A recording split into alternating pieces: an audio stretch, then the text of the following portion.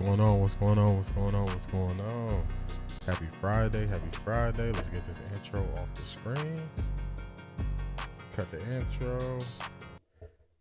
Wait, I'm not on the screen. Let me get on the screen, y'all. What's going on? There we go. There we go. Make sure the sound is good. Asante, what's going on? Peace, what's going on?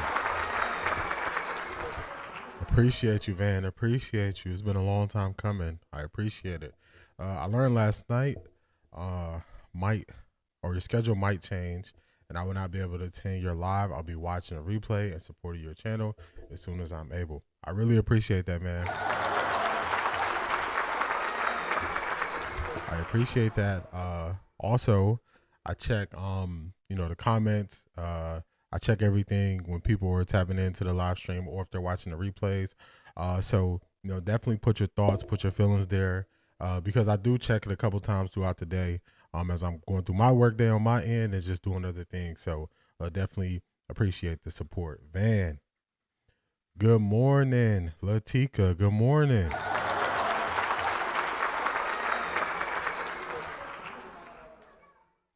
We did. We hit our first milestone in this journey.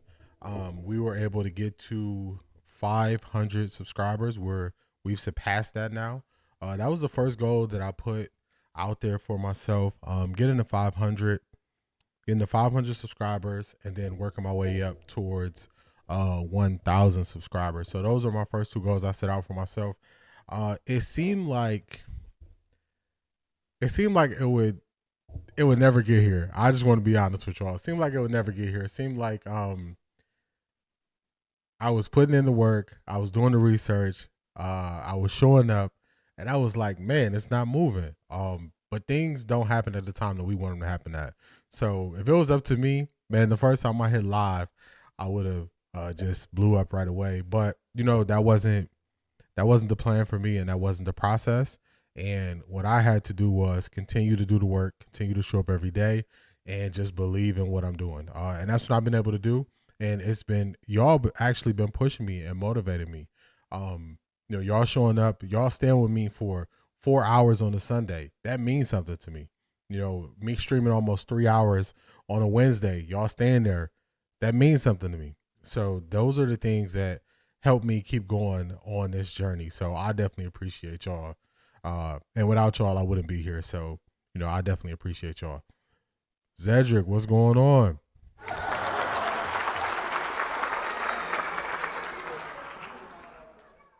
Oh, that is the goal, to get to 1,000. And you know how it goes. They say it's more like a snowball effect, or it's like the snowball effect rolling down a hill. So it's like at first you're small, then you pick up your momentum, and then you keep going just because people start to see you. I was one of them, found you on TikTok. Shout out to you, Latika. So we're going to get to the show, but I definitely think it's appropriate at this time just to talk about some of these things on the journey. So when I started this channel in the summer of 2024, I was putting things out on YouTube. I was not getting any traction on YouTube at all last year. Nothing. I mean, none. Like, my videos was getting 1 or 2 views, and I'm like, dang, what am I doing? So I just said, I'm not going to do nothing on YouTube. I ain't do nothing on YouTube. All of my early live streaming was on TikTok. I was on TikTok. That's where I was getting traction. That's where I was starting to build up my following. That's where I was getting the views. So I had just completely written off the idea of YouTube. And good morning, Shanithia.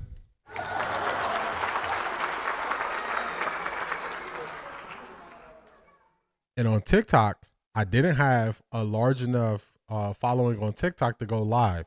So they offered, TikTok had like a if you had Streamlabs, and you joined their gamer program, you were able to bypass the requirements to go live. So I initially started a gaming channel on TikTok. I started gaming because I was like, maybe I can just game and I can get, my followers up that way. And then eventually I could go into something else. People want to hear it in the way you present it, very informative and truthful. I appreciate that, Zedric. I appreciate that. That is my goal. Shanithia, I appreciate that. Thank you. Definitely appreciate that. So as I'm gaming, I saw the landscape. I remember seeing that you had to kind of crash out as a gamer. And y'all know, if y'all notice, my voice goes through inflections as I get more excited or more passionate about what I'm speaking about, but I'm not a crash out person. For the most part, I'm pretty neutral, just as I'm going through things, because I learned that's better for you. So I was like, this game of stuff not gonna work. I'm a Browns fan. I started streaming before Browns games and after Browns games. The season got so bad last year, I was like, man, I can't keep showing up and doing this. So I stopped. Then something happened this year where I was still streaming on X and I was streaming on TikTok. And streaming on X and TikTok, I would get views, but I was like, it's not really turning into much. So then TikTok started giving me problems not letting me go live. So the place where I had the most success and had the best response, I couldn't go live there anymore. So then I said, you know what? I'm going all in on YouTube, and this is where it's got me.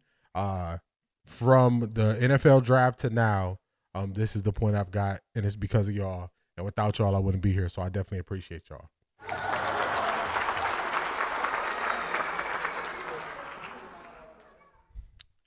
Remember, the seed grows its roots underground before the seed just breaks above the ground.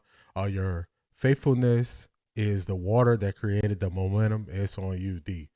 Man, say that again, man.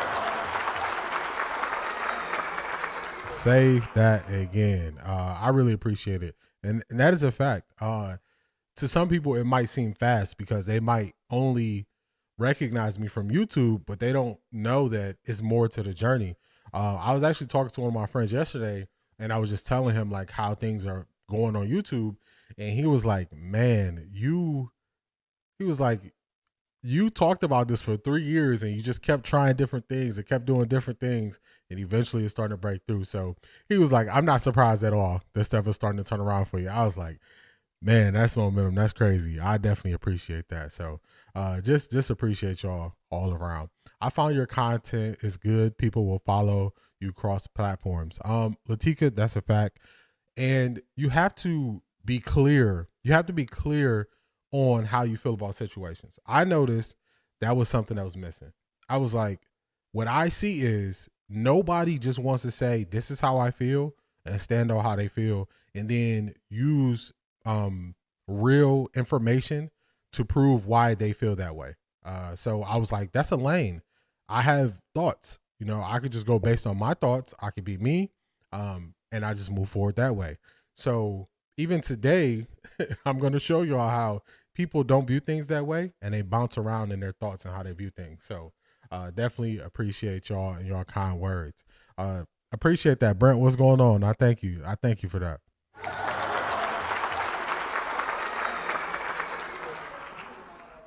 C. Brown, I appreciate you. Thank you. I'm glad I found you love your content. I appreciate that. I like y'all don't understand. It was a moment early on where, and this just shows you what Van's comment is so true. I got probably 500 or 600 views on a short on YouTube, and I said, you know what? I'm going to put out 2 shorts a day regardless of what happens on YouTube. It was 500 views that showed me that people like my viewpoints. 500 views, that's all it was. It was not some million. I know we hear and see a lot of people, they get 10,000 views on something, and that's what keeps them going. Man, for me, it was 500 views, and I said, I'm going to do this every day. And that's what I did, and that's why I'm here. And that's why, if you notice, rain, sleet, or slow, I could be sick, I could be tired, I could be happy, I could be sad.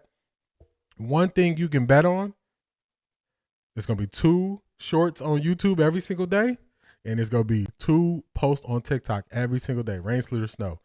So just a little bit of backstory. Just let y'all know how things go and how I view it and what keeps me going. So definitely appreciate y'all. Shout out to y'all one last time.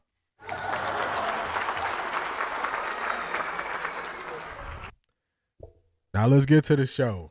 I believe we got a great show today. What I got to do to get a wrench? You want a wrench?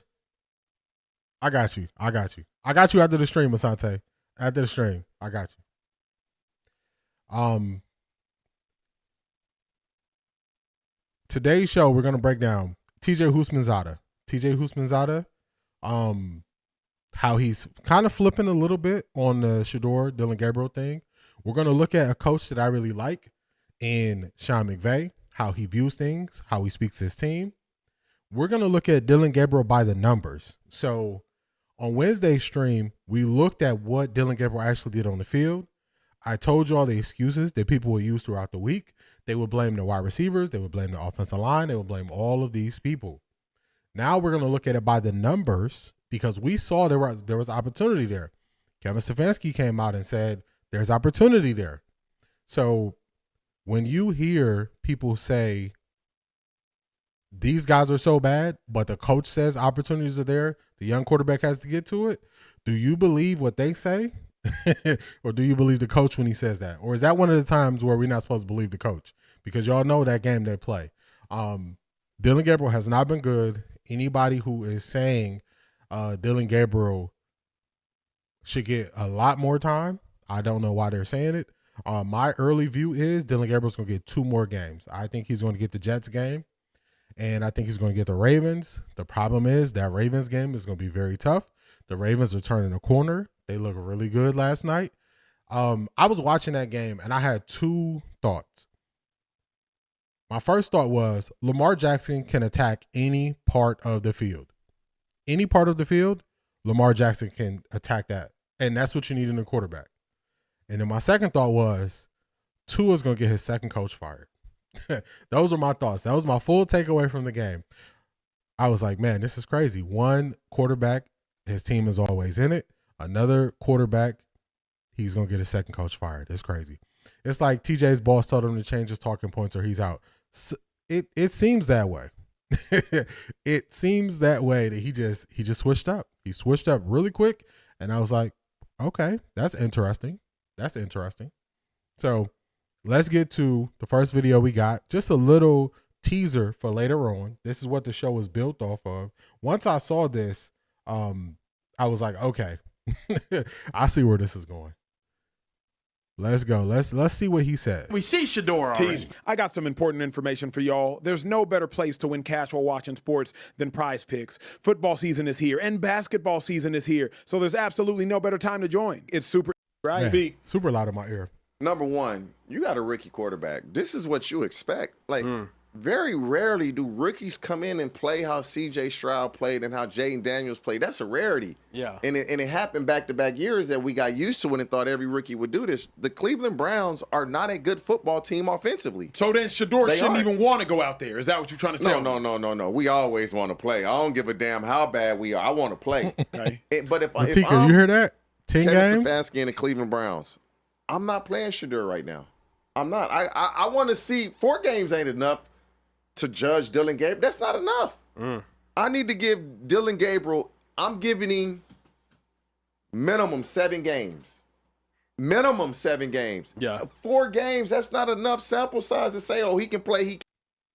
So y'all heard it. 7 to 10 games. Acho has flipped to crazy enough.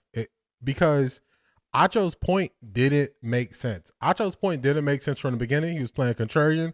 Now that it's out there and he sees what's happening, Acho can't even play the game he was playing before. He can't even play that game. Probably just him wanting to be on the right side of history with Acho. Yeah, I can see that. Him just saying, you know what? But we got receipts, man. Y'all know we keep these receipts. We don't forget how these guys speak from week to week and they go from day to day. So they can try to switch, but the ones who've been paying attention, we will follow it and we will call it out as they switch in real time.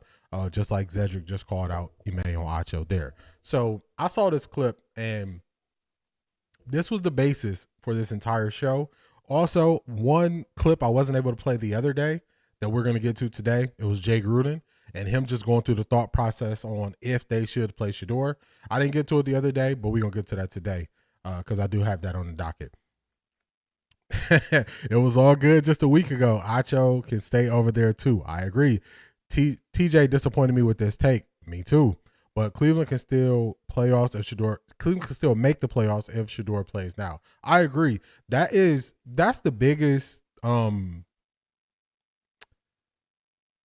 That is the worst part of this situation. The Cleveland Browns are not far removed from being in playoff contention because this is a down year for the AFC North, and they're not going to take advantage of it. They're not going to take advantage of it. If they were going to take advantage of it and say, you know what, we're 2 games away. We don't have this type of schedule going forward. This quarterback cannot attack the field like we need him to. Let's go to a quarterback who can attack the field. We can probably get some momentum. We can get the team motivated. He'll bring excitement. He could turn things around for us potentially. You would do it. A smart coach would do it. They're Browns digging their grave playing Gabriel. That's a fact. That is exactly it. That's what it is. They are saying, I'm going to prove myself wrong before I prove you right. So even if that means throwing away the rest of this season, so Kevin Stefanski can prove himself right, that is what they're going to do. That's the approach they're going to take. And if they throw the season away, they just throw it away. That's what they're going to do.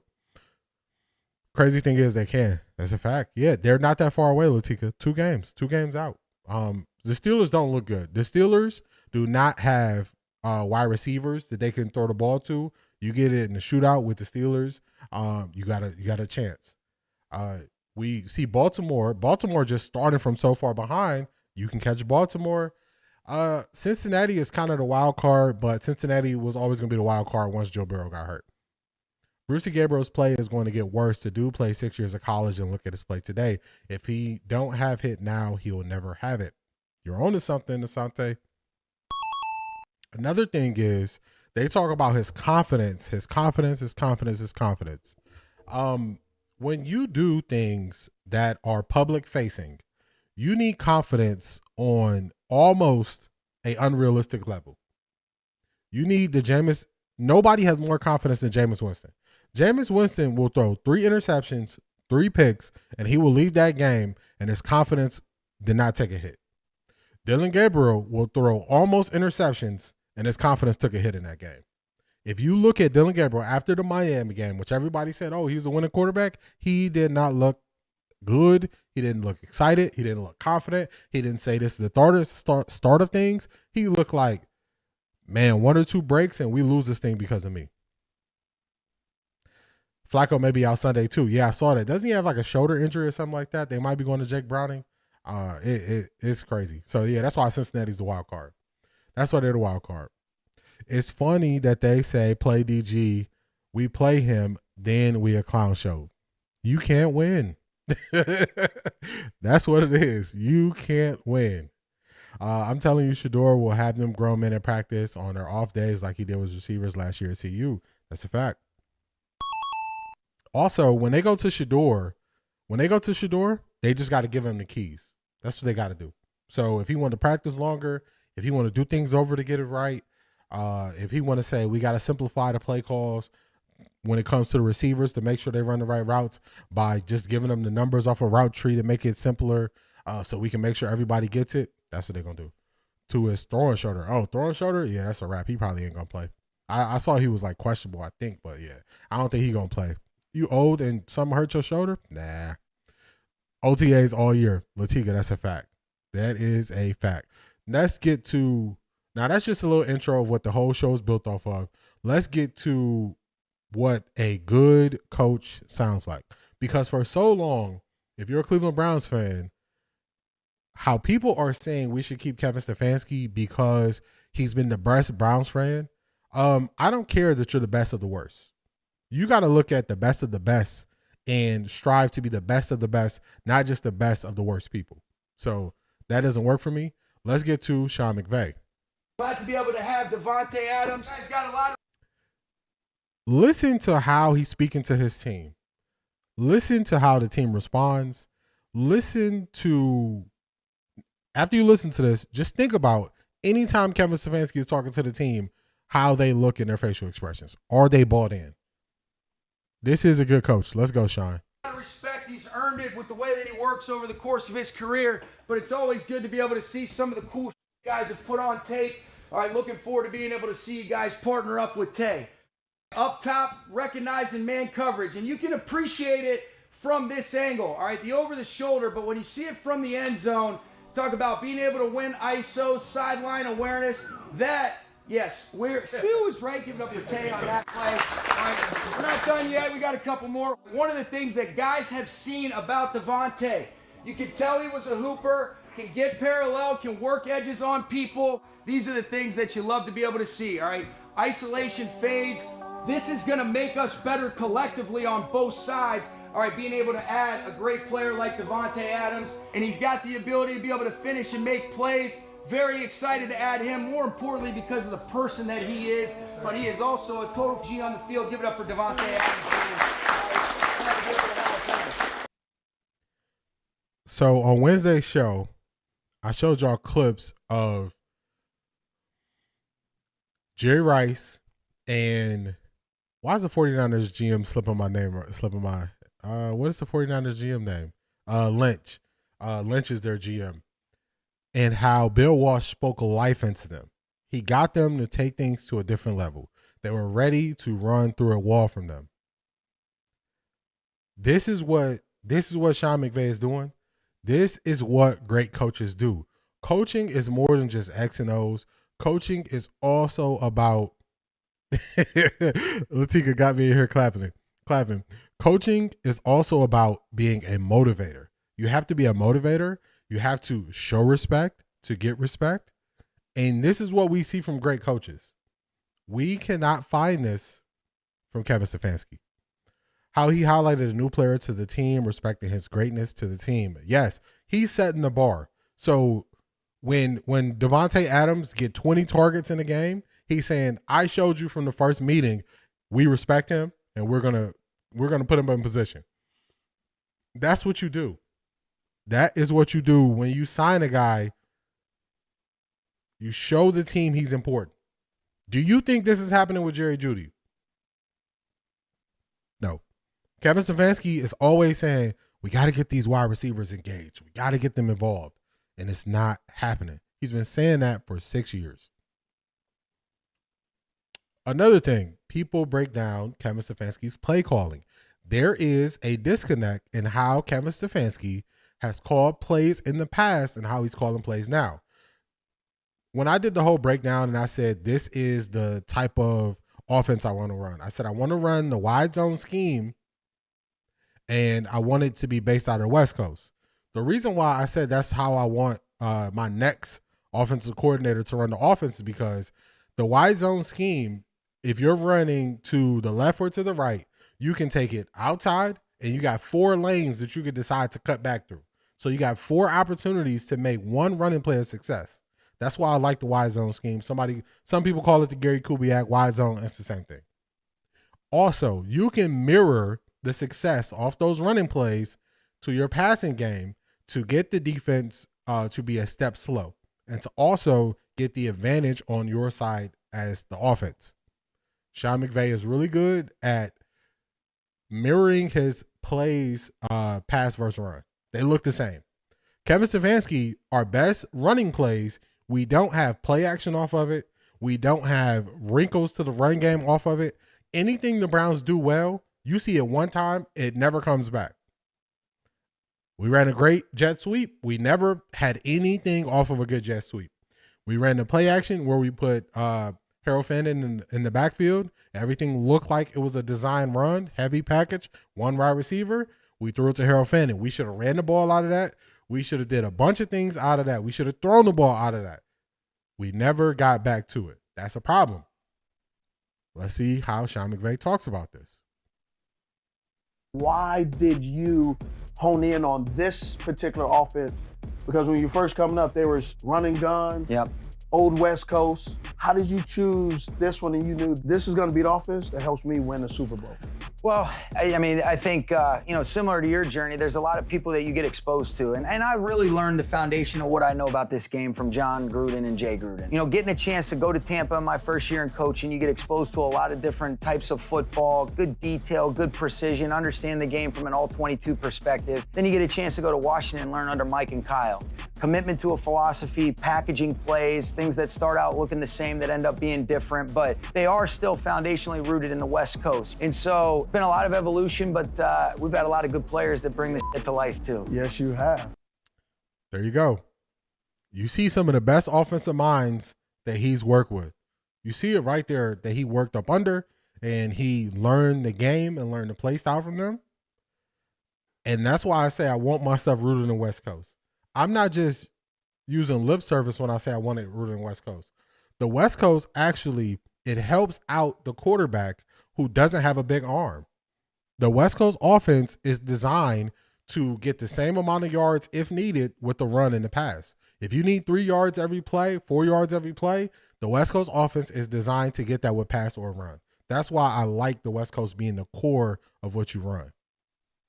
The greatest. Just look at it. Sean McVay, he won a Super Bowl. He's been in 2 Super Bowls. Kyle Shanahan can get anything out of any quarterback you put behind center in his offense. It's a reason why they run this offense and this approach. Nope. If a guy is in a rut, you have to find a way to highlight and build him up. Not always needed, but it could go a long way towards morale. That is a fact, Cedric. Jerry Rice came into the league and he said he was struggling with catching the ball. He said it was too much on the offense. He said it was too many plays. He needed Bill Walsh to sit him down. Bill Walsh told him when he was at his lowest moment, dropping passes every week, you're going to be one of the greatest of all time. Do you know what that does? When your confidence is teetering, where you're like, man, I don't know if I'm going to keep doing this. I'm at that point where I might say it's time for me to stop doing this. And then your coach says you're going to be the greatest of all times. And then they keep targeting you and they don't change the offense. They don't go away from you. What does that do for you? Why can't we get a coach like that? There you go. C. Brown. That's why I'm trying to show the difference in coaching approaches and how people speak to them and how people receive their message. Kevin Stefanski got up there yesterday and said, "Good morning, Marie."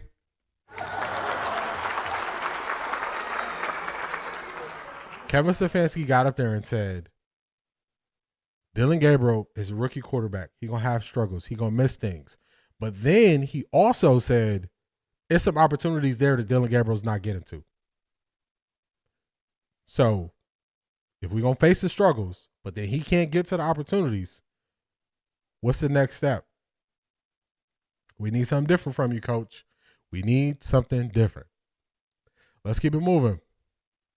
All right, so their approach can be a little bit dry, but they're also going to highlight the numbers on the type of offense that Kevin Stefanski is running this year. Kevin Stefanski is running like just a mashup of plays. Kevin said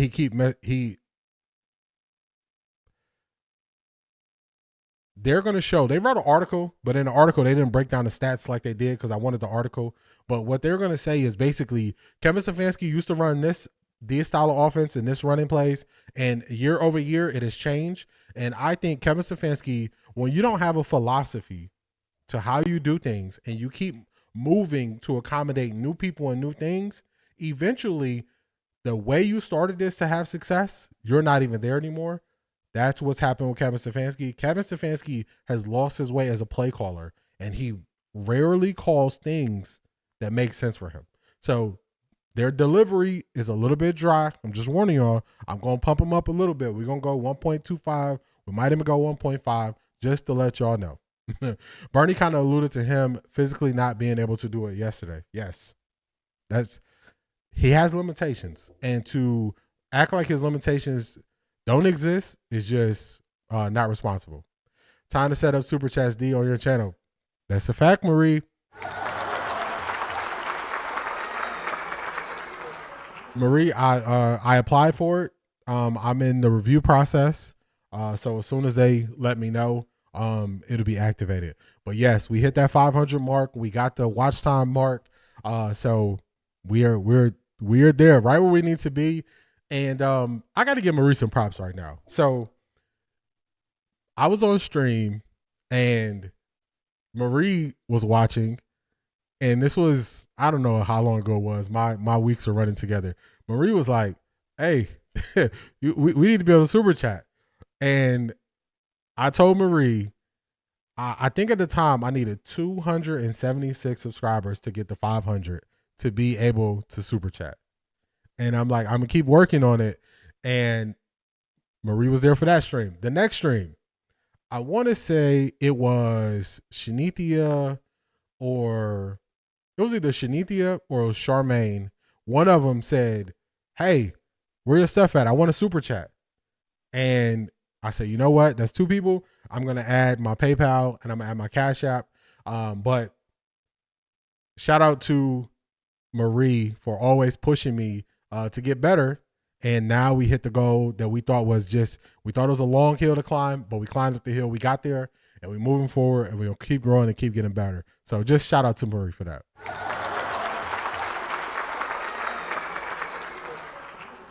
Oh, got it. Latikia. Kevin said he's keeping the main thing. And to him, Dillon is the main thing. Man, oh man. Hey, I guess he's going to go down with his guy. Everybody can see it. When coaches are positive and confident in you, it gives players life. Asante. Facts. Atlanta looks like they have opening for QB. Cousins won out of there. Dion built that place. The setting is perfect for Shedeur. Browns coach is terrible towards Shedeur. I don't trust him. Yeah, Acondo, nobody. Kevin Stefanski has given us zero reason to trust him and how he's handled Shedeur. I'm hoping Kevin Stefanski does like he did last time, give up play calling to Tommy Reese when Shedeur gets his opportunity. Only issue with Atlanta is they drafted Michael Penix pretty high, so I don't think they're just going to move off Michael Penix this early. I don't think they are. Wide zone on 28 of those snaps. That's 14% of their snaps in the run game, which is 29th in the NFL in wide zone percentage. So y'all hear that? They've only ran wide zone 29% of the time. Kevin Stefanski always was top 10 in running wide zone scheme. Wide zone scheme is what gives you the opportunity for the running back to cut back and have those different lanes that he can cut back in. And we saw Nick Chubb utilize so much. You about to lose your job. You about to lose your job. Marie, it's inevitable at this point. The staggering low number for a team that referenced returning to this form of run as a baseline for their offense. They also refuse to run the ball on the perimeter in general. They only put the ball on the perimeter in pin, pull, and toss on 15 runs for the entire season. So they're just running in between the tackles. They're running duo. Non-stop. Yeah, they're letting duo, 9 guys in the box and just running right into them. That number is 30th in the NFL. So once you really look at the numbers do not look good with how Kevin Stefanski is calling his offense. He is not getting the ball to the perimeter when in the run game. He is only running in the box. People load the box. You run to the box. You don't get results. He has to get more creative with how he's running the ball. I don't think he can get to that level because he's dug in.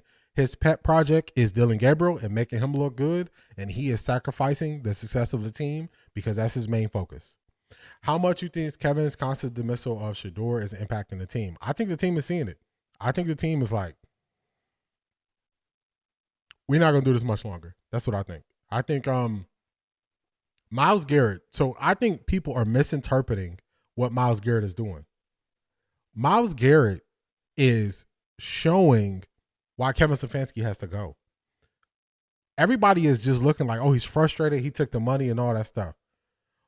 What does money give you in this situation? It gives you the power. They're going to go to him at the end of the year when they're doing exit interviews, if Kevin Stefanski makes it that long, and he's going to talk to the owner, And hey, what do you think we should work on? We need a new coach. The end of the year, they're not going to be sugarcoating it like they're doing it now. We need a new coach. Get this guy out of here. Because it's inevitable of what's going to happen. That's why people who are fighting what's going to happen, they don't make sense. Look at it. If Dillon Gabriel, he's already performing as the worst quarterback in the NFL based on PFF. I'm going to show you all the numbers later. But he is setting the bar so low. Shedeur is going to get in. Zedrick, remember I made the big deal about him making one pass, and I said one pass is all it's going to take? It took one pass for Baker, and people say Baker's the future. Shedeur is going to throw for 150 yards in one half with 2 touchdowns, and people are going to say, what are we doing? The quarterback was here all along.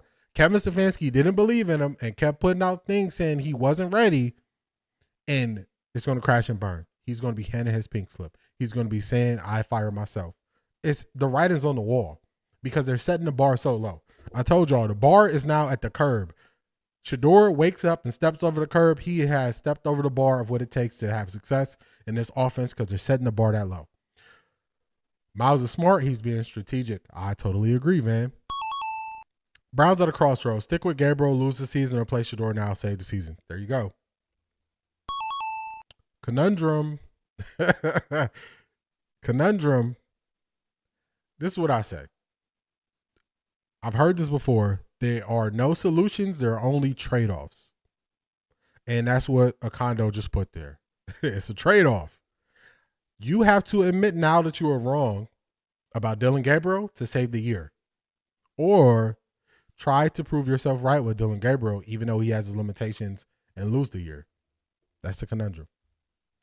That is the conundrum. They're going to get a little bit more into how Kevin Stefanski is not mirroring the run in the pass, and that's one of the issues that this offense is facing. But we got the gist of what they're saying. We heard what we need to hear from them. Scared QBs don't win games. That's a fact. Man, well, it just shows how much they. So this is the clip I wanted to get to on Wednesday. I didn't get to it, but I'm showing this clip because Jay Gruden was an NFL head coach. I want you to see how he listens to the people on the panel. He's going to start off saying one thing, and then he's going to ask questions, and he is going to immediately change his mind and say, well, if that's the case, you got to play Shedeur. So I wanted to play this on Wednesday. I didn't get to it, but we're going to get to it today. This is the arena. They hate Shedeur. Like you take, Coach, would you not take the time? Let's say you got a quarterback decision coming up. You have a bye week. You have the Jets. You get blown out. Are you going in there and saying Dillon Gabriel is your guy moving forward? I got to understand why everybody thinks Stefanski hates the kid. Why is that? Clear. Let me get. Did you see the Antonio interview? He is the Stefanski guy. I know he did the right thing when Shedeur gets in there and block on the O-line. I didn't see it. I got to look for it. Theory, Shedeur's dealing with the type of favoritism, like what you'd expect out of a dad coach favoring his son. This could be a type of humbling. Shedeur is the wrong target for that. He's the wrong target.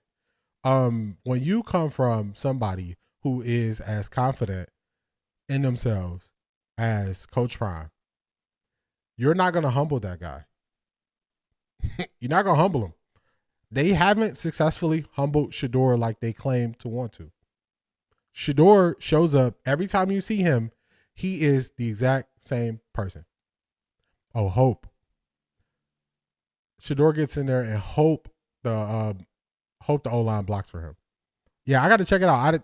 The only thing I've seen from Joe Matonio, it was a while ago. It was in the summer. I haven't seen anything new, so I'm gonna look for it, Marie. I'm gonna look for it. We might even get to it if we got time. We might even get to it today. I can always search and look for it. They're not able to humble Shedeur. Shedeur is the same person he was. That's the wrong strategy if you want to try to change something about Shedeur. Trying to humble him, trying to change his confidence and all that stuff. Wrong approach. You're not getting anywhere. The NFL couldn't humble him by not drafting him. The Browns couldn't humble him by telling him Dillon Gabriel's better. If those two things didn't work, everything else, you might as well try a new strategy. It's not working.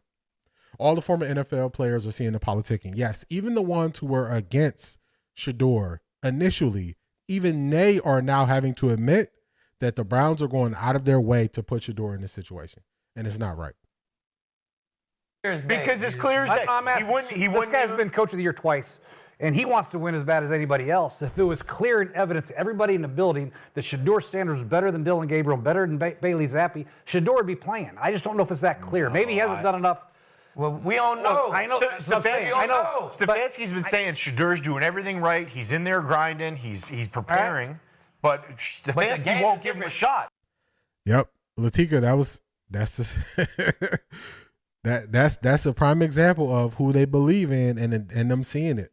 It was Denzel Ward not sitting with the team, Grant Delpit not sitting with the team, Myles Garrett not sitting with the team. They're looking like, man, we're gonna band together and we're gonna get this guy out of here.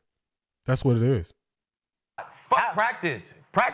So you hear how initially Jay Gruden is using the standard defense. He's saying if he was better, they would play him. That's the standard defense. That's what everybody says. But I'm going to give Jay Gruden props. He listened, and he's going to ask questions. Is one thing. Are the players coming out saying we want Shedeur? Has anybody said that? Anybody? Myles Garrett. Myles Garrett made a statement yesterday. He might as well said it. Then yeah, I think they should play Shedeur. I just don't know. I haven't been there in practice with him, but I do know this: the first 4 games that Dillon Gabriel's played has not been very good. Thank you. So I would be looking for either Zappi or Shedeur to come in and play, preferably Shedeur, because I've seen the body of work of Bailey Zappi. Exactly. Right. He's a backup guy. The last 7 or 8 games, maybe Shedeur gives us a spark, right? Shut everybody up. Start them. Right. Y'all see how he just went through that process logically? This is the place that everybody is at, even the people who were against him. He started that conversation by saying, I don't see why y'all say he hates Shedeur. Then he said, do the players want to see him play? And they're like, Myles Garrett is sending the messages through the media. And he's like, if that's the case, play Shedeur. You see how quick he got there? It didn't take long. He was just like, do the players want him? Okay, go for it. That's what you got to do. So that's why I wanted to show this on Wednesday, because you can see him go through it in his mind as a coach. Like, dang, if I'm seeing or feeling that pressure from the team, I would play the guy that they believe in. That's what I would do. So you see it there. Stefanski could be jealous that he's getting 3.5. Deion is making $10 million coaching in college. I'm just saying, get Stefanski up out of here. Yeah, he got to go. He got to go. Stefanski got to go. It's okay for Archie Manning. Let me not read this too fast. It's okay for Arch Manning, for his boys who both won Super Bowls, but it's humbling for Shedeur because of his dad coaching him since day one. We got to keep it fair both ways. Got you. I totally agree with that. I pointed that out right after the draft when they were talking about all of the humbling things and, Coach Prime can't come out and say he don't want his team, his sons to play for certain organizations. He said the Cleveland Browns early. He didn't want his son playing for that years ago when they were going through the dysfunction of the 1-31 2-year stretch.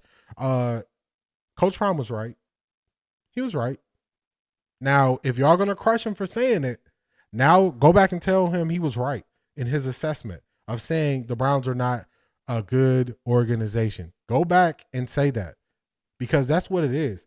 The world is watching the Browns crumble as an organization, making bad decision after bad decision after bad decision. He was right. Myles Garrett calling it out, no plan. He was right.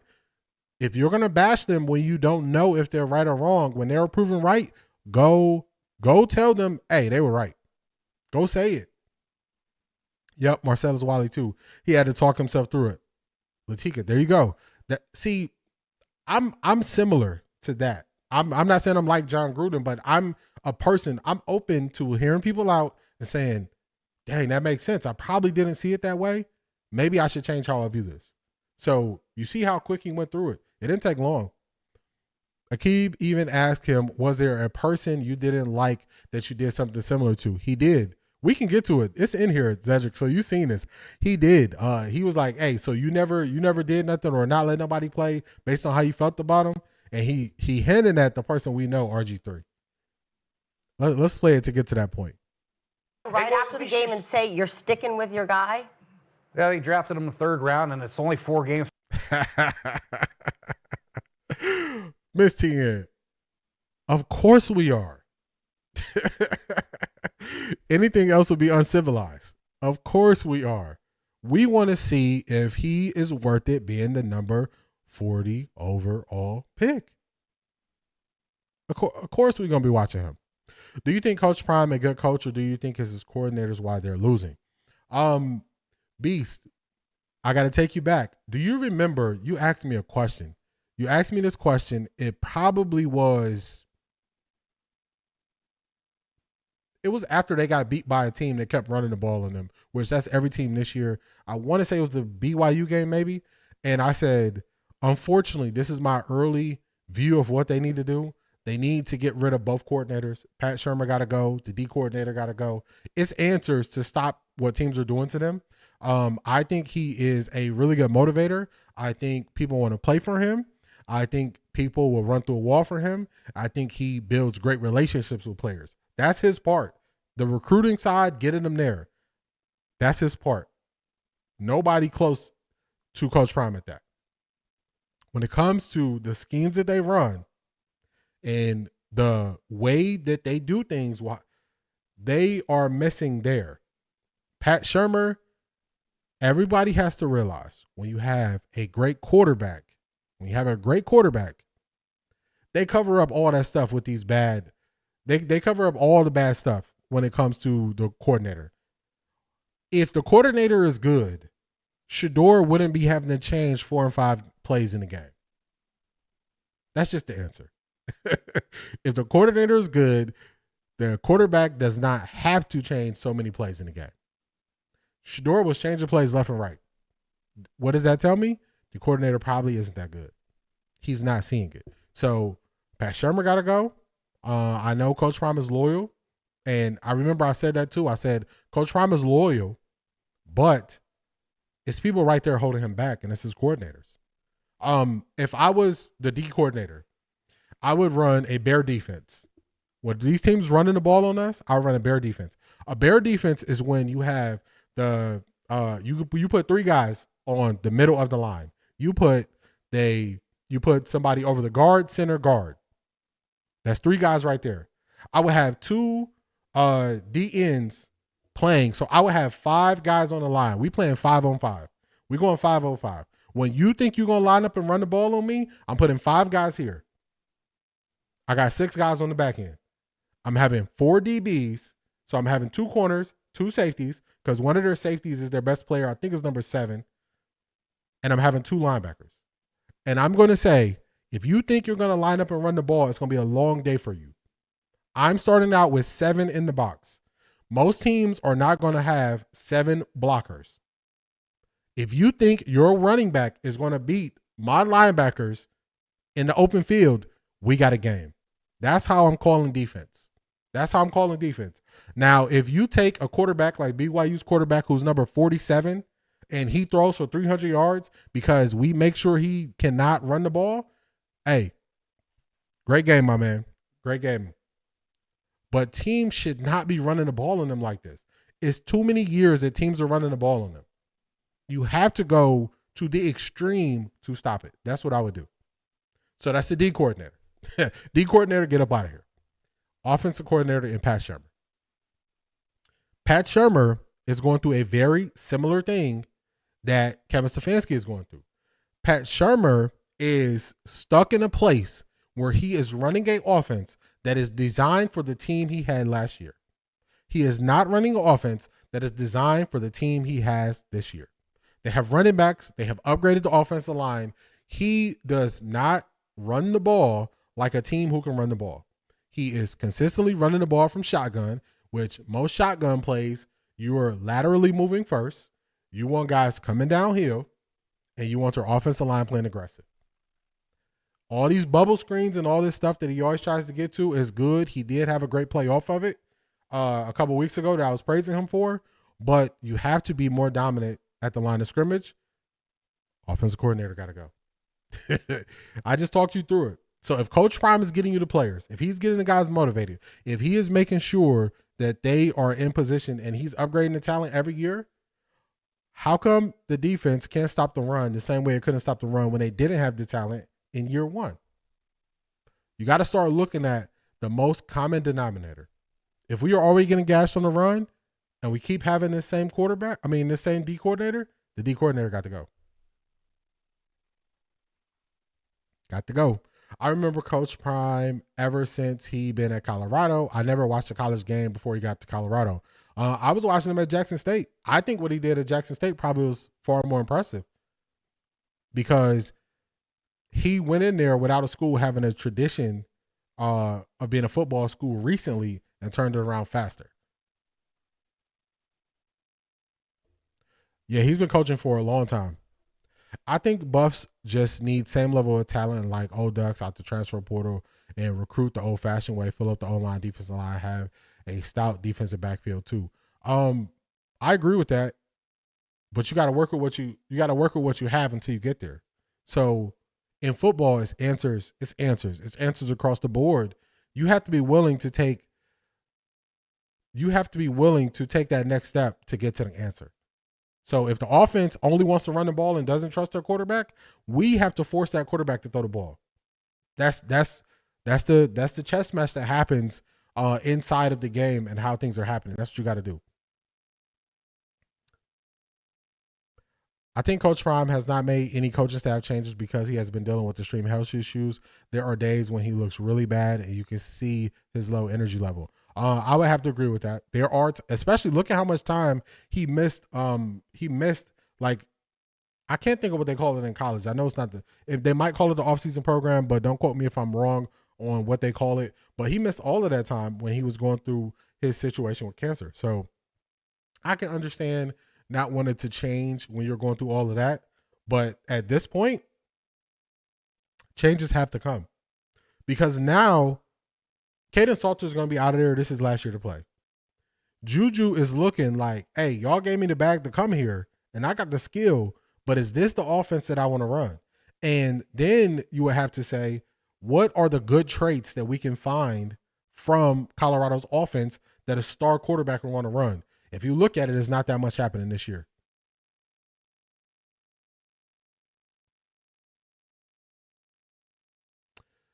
Now what is Coach Prime going to have to do?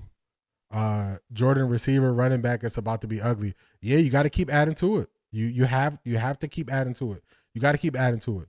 You got to. You can't do something good one year and think it's going to translate the next year because there are too many rotating parts in college. Too many rotating parts.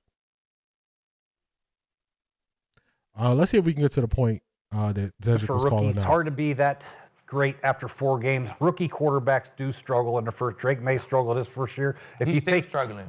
Drake May? Yeah. Struggling. Oh, not Drake May. Oh, I'm like, we just had this combo. If you take Drake May out in the first 4 games, Drake May's not good enough. Let's bench him for Bailey Zappi. You'd be like, well, I wish we didn't do that. I just think I hate to give up on a quarterback after 4 games, what I'm saying. But the situation in Cleveland's a little weird because they did draft Shedeur to 5th. Yeah. He's a rookie quarterback, and I would like to see him moving forward. Which one of these young guys can I move my franchise forward with? Well, you're 2 right. and Maybe 6. it's neither one of them. Game. Maybe it's Shedeur. Right. That's what I'm saying. So we need to find out. We know what Dillon Gabriel is. We've seen it, right? And it is tough for rookie quarterbacks. It's incredibly tough to throw a guy in that situation and say, hey, go produce at a high level. But you got the bye week. You got the extra evaluation time to not even consider Shedeur. That's bad coaching. That's bad coaching. That's terrible. You have to evaluate all options, even if it's Bailey Zappi, Dillon, Bailey, Shedeur. Who gives us the best chance to win against the Jets? I agree. It's not like your season is just. I mean, it's pretty bad, but you got a top defense. You got a pretty solid defense. Yes. You got a pretty good run game. So, and you in a shitty ass division. So you got to feel like this is my last shot. And right. You gonna go out swinging with an 18.8 QBR. Like, right. That means you feel some type of way about the next quarterback in line. That's clear as day. It don't get no clearer than that. Yeah. So, Coach, you say Shedeur hadn't gotten reps. So when Baker Mayfield was a rookie, I was a big supporter of his. They started Tyrod Taylor, and then Tyrod gets hurt one night on Monday Night Football, and they have no choice but to throw the first overall pick in the draft, which I applauded, Baker Mayfield, right into the fire. And that team had been 0-16 the year before, and Baker Mayfield proceeded to win 7 games as a rookie starting quarterback. Because he's got it. He just knows how to play. He's got spark. The team loves him. He knows he can do it, and they know he can do it after a while. And now you've seen it manifest when he finally found his home in Tampa. I just believe with all my heart and soul in Shedeur Sanders. Now, I know his father, but I watched closely Shedeur. Every snap he took at Colorado, he's it. He's got a nice arm, a Brady-esque arm, and he's tough as they come and deadly accurate. And I just think he was born to play this position in this league at this level. the lights will never be too bright for him. And I don't care what the circumstance is. I don't care if he's got no reps in practice. If you throw him into this fire, and it is a dumpster fire at the moment, he'll light it up just the way he did when he got thrown into the fire when everybody got hurt in the first preseason game. I know it was just preseason, but you could just see he's got it. Yeah. He's that guy. He was born to do that and raised to do that. So this is just me. If you give him a shot, no matter the circumstance, he's just way better than Dillon Gabriel. And I watched Dillon Gabriel for 2 years at Oklahoma, and he's pretty good. And yet he's played not to lose, and Stefanski has coached him not to make mistakes. And he hasn't made any mistakes. He just doesn't make any plays. Right. So, he made some yesterday. Yeah. If Skip ride for you, he ride for you. He ain't switching up. Juju ain't ready yet. He's too timid right now. Watch some of those Wolof videos. You'll see it. Yeah, I'm speaking on next year. I think that Caden Salters, they're going to let him play it out, or they're going to give Styles some opportunities this year. I'm talking about next year. Next year, Juju is not excited to go into the offseason program and run this offense that Colorado's running this year, next year. And that's going to be an issue. Dolphins mutually parting ways with their GM. McDaniel may be out of there soon. Tua getting these coaches fired. I opened the show with Tua's not good, and Tua's going to get a second coach fired. He's going to get a second coach fired. And everybody who was talking trash about Brian Flores because Tua had about 2 good years, they owe him an apology. Good morning, Don.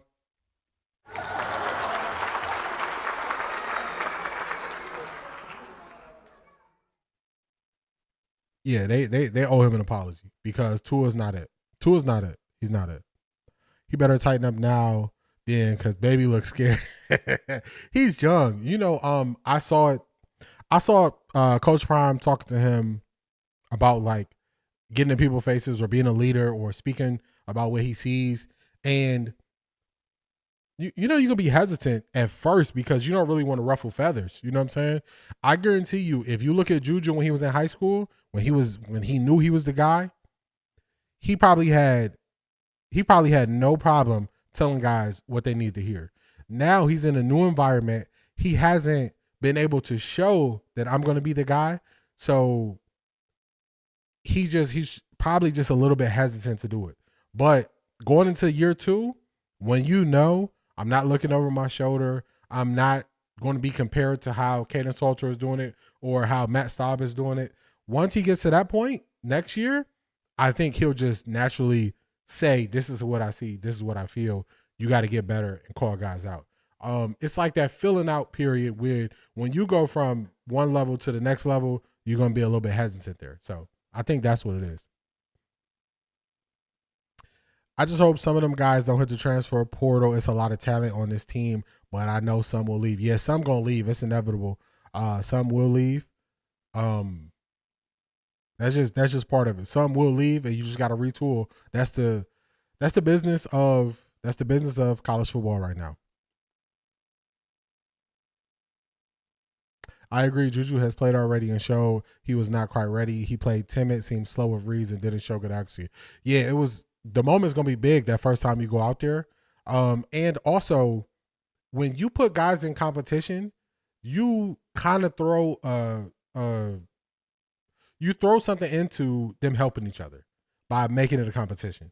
So when you just say this is the guy, people will pour into that guy. When you say it's a competition, you're less likely to pour into somebody else because you're waiting for your opportunity. So I think he'll be fine.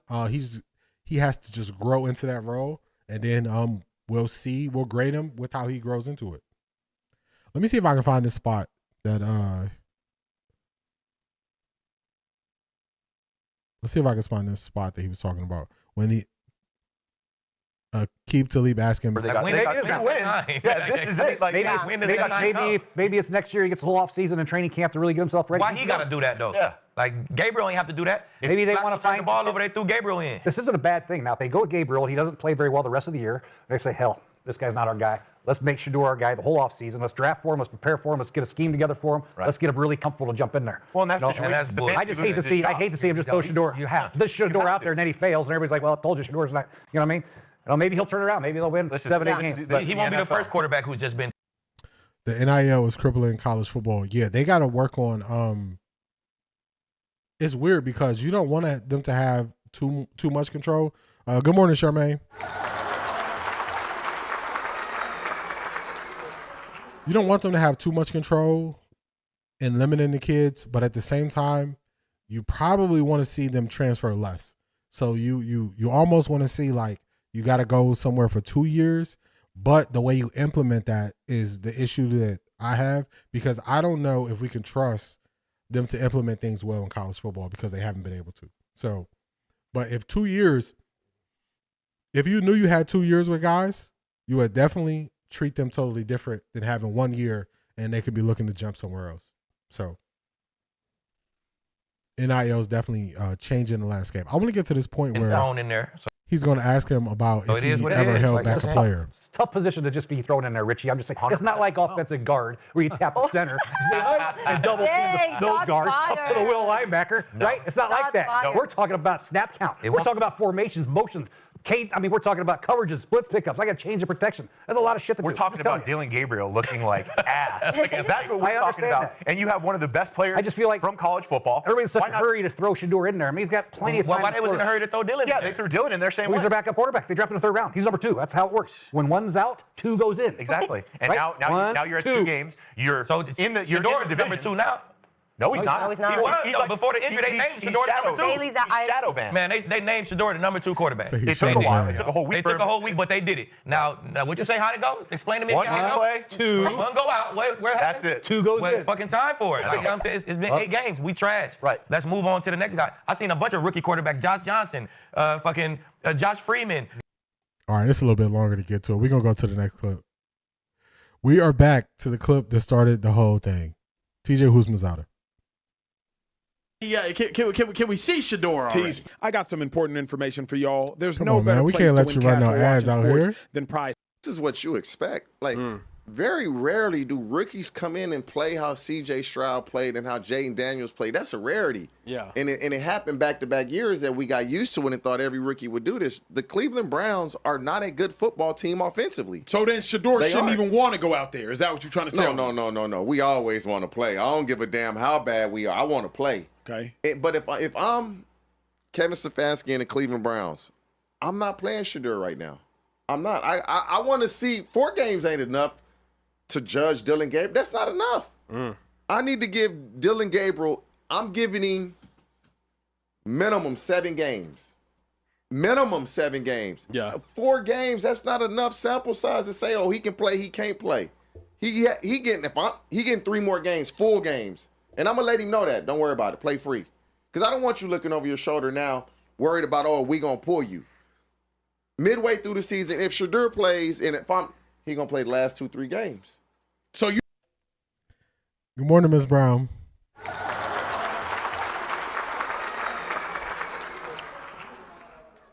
Dillon needs to be an afterthought at this point. You are correct, Don. Yeah, you are correct. The funny thing is, Marie, Acho's going to get to the point where we got to agree with Acho. It's wild. The tables have turned. You're not even tripping on Shedeur not playing right now. No, I'm not. Because you're the backup. We have Dillon Gabriel as our quarterback. I need to see if he can play. But don't you need to see if Shedeur can play too? Yeah, I'm going to see that the last 2 to 3 games. If the season over by then. The season over now. You're just trying to see if you got your quarterback of the future. And I'm going to give Dillon Gabriel more rope than I give Shedeur. They're not even giving Shedeur reps. So that tell you all you need to know. They don't have no plans of him playing anytime soon. So I'm going 7-8 games with Dillon Gabriel as my starter. But and that still ain't enough. Here's my issue, T. Here's my issue. Who's the quarterback the majority of your career? Carson Palmer. 6'5", 230, big arm. Yeah. Number 1 overall pick, I believe. Maybe Heisman winner. Yeah. Yeah, he had the talent physically. Forget the head, forget the heart. He had the talent physically. What is Dillon Gabriel going to be able to do in the next 3 to 4 weeks that's going to make you go, wow? He's not growing. Arm not getting stronger. He's not getting more athletic, and he sure as heck ain't getting younger. So what can Dillon Gabriel do in the next 3 to 4 weeks to make you go, wow? At least Shedeur sitting there at 6'2", 215, 220. And more than anything, at least Shedeur showing you he has it. He has moxie. He has poise. He has charisma, he has swagger, all of those things that translate on the football field. At least Shedeur shown you the ability to turn programs around.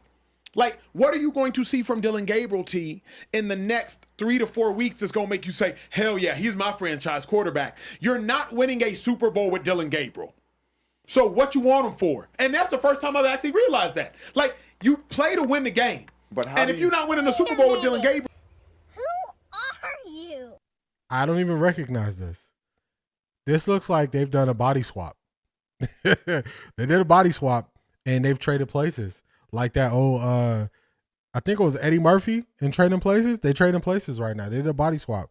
Because how do we get to the point where TJ Houshmandzadeh was saying they don't like Shedeur, he should be the backup and all these things, to now he's saying we got to see more from Dillon Gabriel, and Acho of all people is saying there's nothing else we can get from Dillon Gabriel? It's insane. Insane. What will you see in 7 that you haven't seen in 4? That's a fact. They keep going back and forth. Ms. Brown, that's absolutely correct. 7 games is definitely too much. I agree. School him sometimes. That's a fact. What did they promise him? I have the same question. What did they offer TJ? TJ ready for Stefanski to lose his job. That's why he's saying that. I mean, I hope that's what he planned on the back end, because I just don't see it. The mistake all the Stefanski supporters are making is the assumption Stefanski wants to win regardless of which to them nullifies conspiracy theories, favoritism, etc. That is a fact. He wants to win his way. He doesn't want to win at all costs. Stefanski wants to win doing it my way. Not just win. We got to win, and I got to be the author of how we win. He certainly flipped the script. He did, Don. Mary Kay and Tony Gursky switched back from last week, too, after saying Dillon needed to sit down somewhere. It's a fact. Acho told them, y'all got to be contrarian now. I got to get some brownie points. He said something. No credibility. I agree. I'm willing to change how I view a situation when I'm presented new information. When I'm not presented new information, I'm not willing to move off of the stance that I have. We have not gotten any new information on Shedeur that would make me change how I'm viewing him. Nothing. We have got new information on Dillon Gabriel. Dillon Gabriel is the worst quarterback in the NFL by the numbers. So once we take all of the feelings and emotions and all that stuff out, by the numbers, he's the worst quarterback in the NFL. That's enough for me to see. That's enough for me. They trading places right there, y'all. So the hard part I have, and this might be just me being pedantic in any sort of way, but like you can't tell me, like Nick did in that clip, that Shedeur Sanders is going to see the field and then also say that Dillon Gabriel, we haven't seen enough. If y'all notice, I really enjoy when people just get to the point. They get to the point fast. We might have watched, I don't know how many seconds of this video. We watched how many seconds of this video, and just like that, he got to it. How do those two things make sense? How is it a foregone conclusion that you're going to move to Shedeur, but at the same time say you need more of Dillon Gabriel? If you are already saying you're going to see Shedeur, that means you know Dillon Gabriel's not the answer. It's that simple. I don't have to play a lot of this video. We got to it like that. Just like that. We got right to it. Just like that. Let's go to the next one. Stefanski doesn't trust Shedeur to run his offense. Do you think that's... These analysts and reporters keep a spare pair of flip-flops in both back pockets. Man, that is a fact. They keep them ready. This whole time they thought Shedeur wasn't doing what he was supposed to do. Now they're paying attention to what Stefanski and Dillon put out on tape. There you go. It always comes down to the football field. Not even 10 seconds. Zedric, like that, right to it. It always comes down to what happens on the football field. I can say whatever I want to say. I can think whatever I want to think. I can think of ways to fix a problem no matter how I want to. It all comes down to what they do on the football field. And if you just go to the football field, they don't have the answers very often. And when they do have the answers, Dillon Gabriel can't get to it. It's a conundrum. Wait till I show y'all Dillon Gabriel's throwing passing chart. It's the easiest thing you can to defend. Easiest thing. Fair and a fair assessment of where the Browns are with Shedeur to this point. I mean, you could kind of come to that assumption. I don't know if it's necessarily indicative of how Kevin Stefanski feels. I mean, unless you directly ask him and pose that question, I don't know if I would say it as definitively. It suggests that, but also, I mean, look, who are the Browns at this point? They are a team with 2 rookie quarterbacks. They've seen a decent amount of performance from one. It has been a low ceiling showing. Their offense is also very limited. They lack capable pass catchers who are able to get open. Jerry Jeudy has not been consistent with his hands this year. They've relied heavily on the tight ends. Their running game is hit or miss because their offensive line has also had to shuffle around. It's not a good set of circumstances for any quarterback.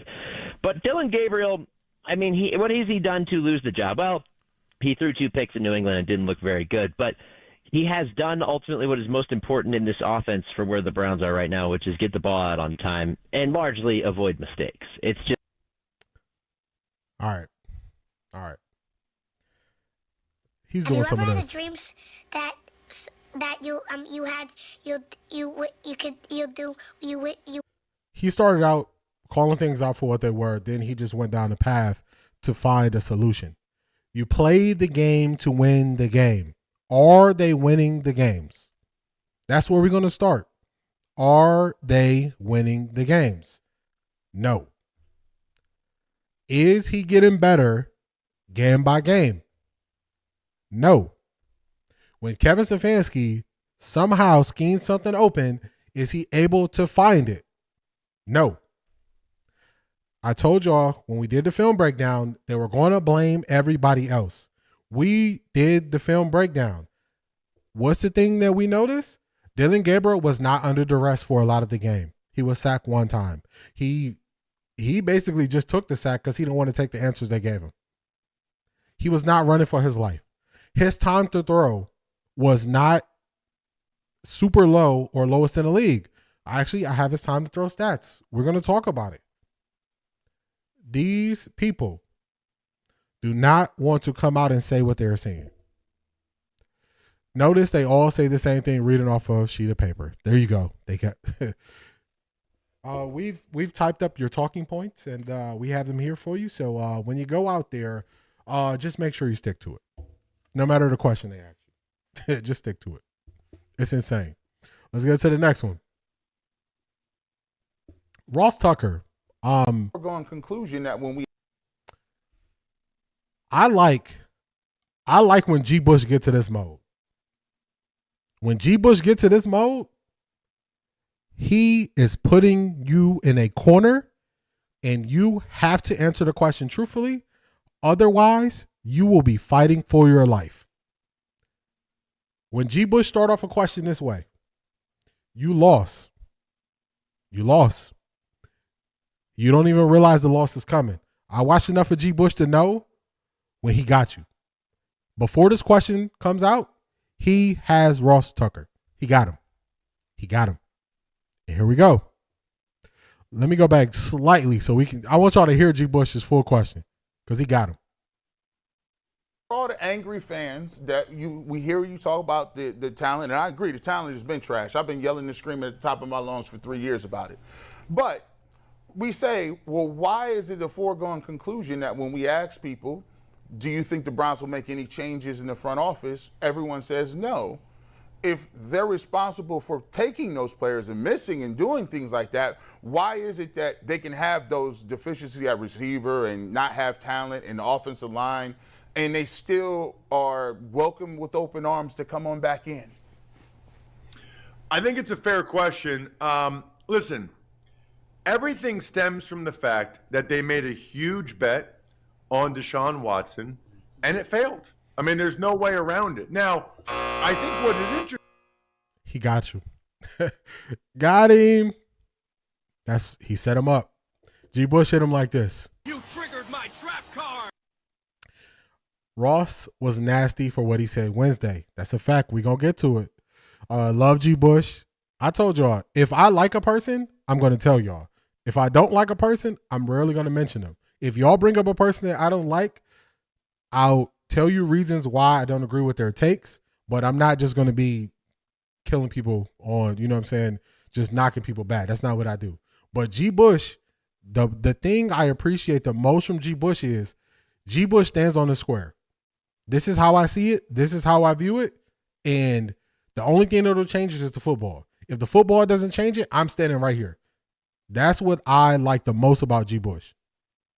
DG has bad footwork. Very bad footwork.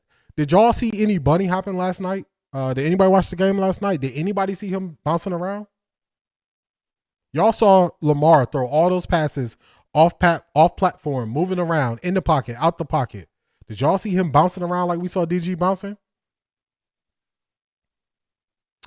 He already set you up. He did Mary Kay like that too. Yes, he did. Now it's to the point where he knows he has them. I got you right where I want you. So he just hit him with the question, and they be stuck. Love G. Bush. Me too. That's the guy. If y'all notice, y'all don't hear me speak glowingly about many people in Cleveland media, but G. Bush is the guy that I like. I like G. Bush.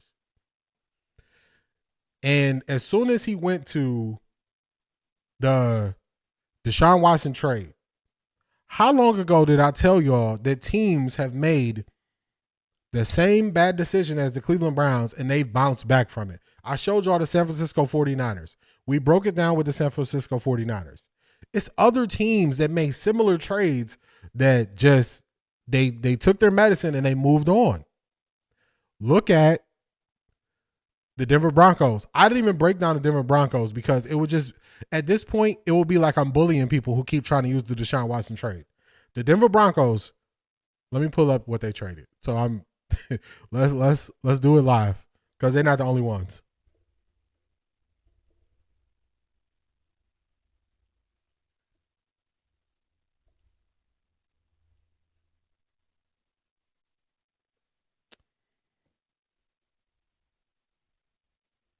So they always talk about the 5 draft picks. They talk about everything they traded. Let's look at the trade. Let's get this out. Let's take this off the screen. Put this on the screen for a second. Okay. The Denver Broncos traded tight end Noah Fant. He's currently on the Cincinnati Bengals. Shelby Harris, name sound familiar? Cleveland Browns. Drew Lock, a quarterback. They traded 2022 first-round pick, 2022 second-round pick, 2022 fifth-round pick, 2023 first-round pick, 2023 second-round pick. To me, that is more value than what the Browns traded. They also signed Russell Wilson to a rather large contract. Let's see if they put the contract details in here.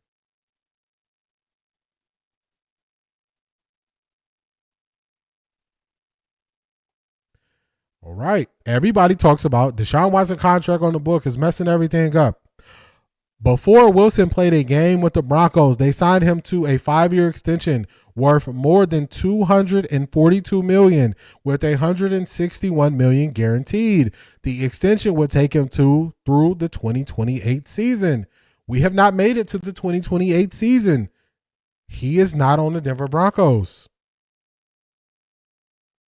He's not there. Now, where are the Denver Broncos at currently? Are they in a better or worse position than the Cleveland Browns? People have to stop. They got to stop trying to find excuses for these people. These people are not performing. They are not performing. You got to call it what it is. So the 49ers, they seem to bounce back. The Denver Broncos seem to bounce back. The Cleveland Browns seem to not be able to bounce back. It's on them. It's on them. People got to stop using this old trope. When a person goes to this Deshaun Watson thing, I just look and I say, I don't need to listen to that person that much.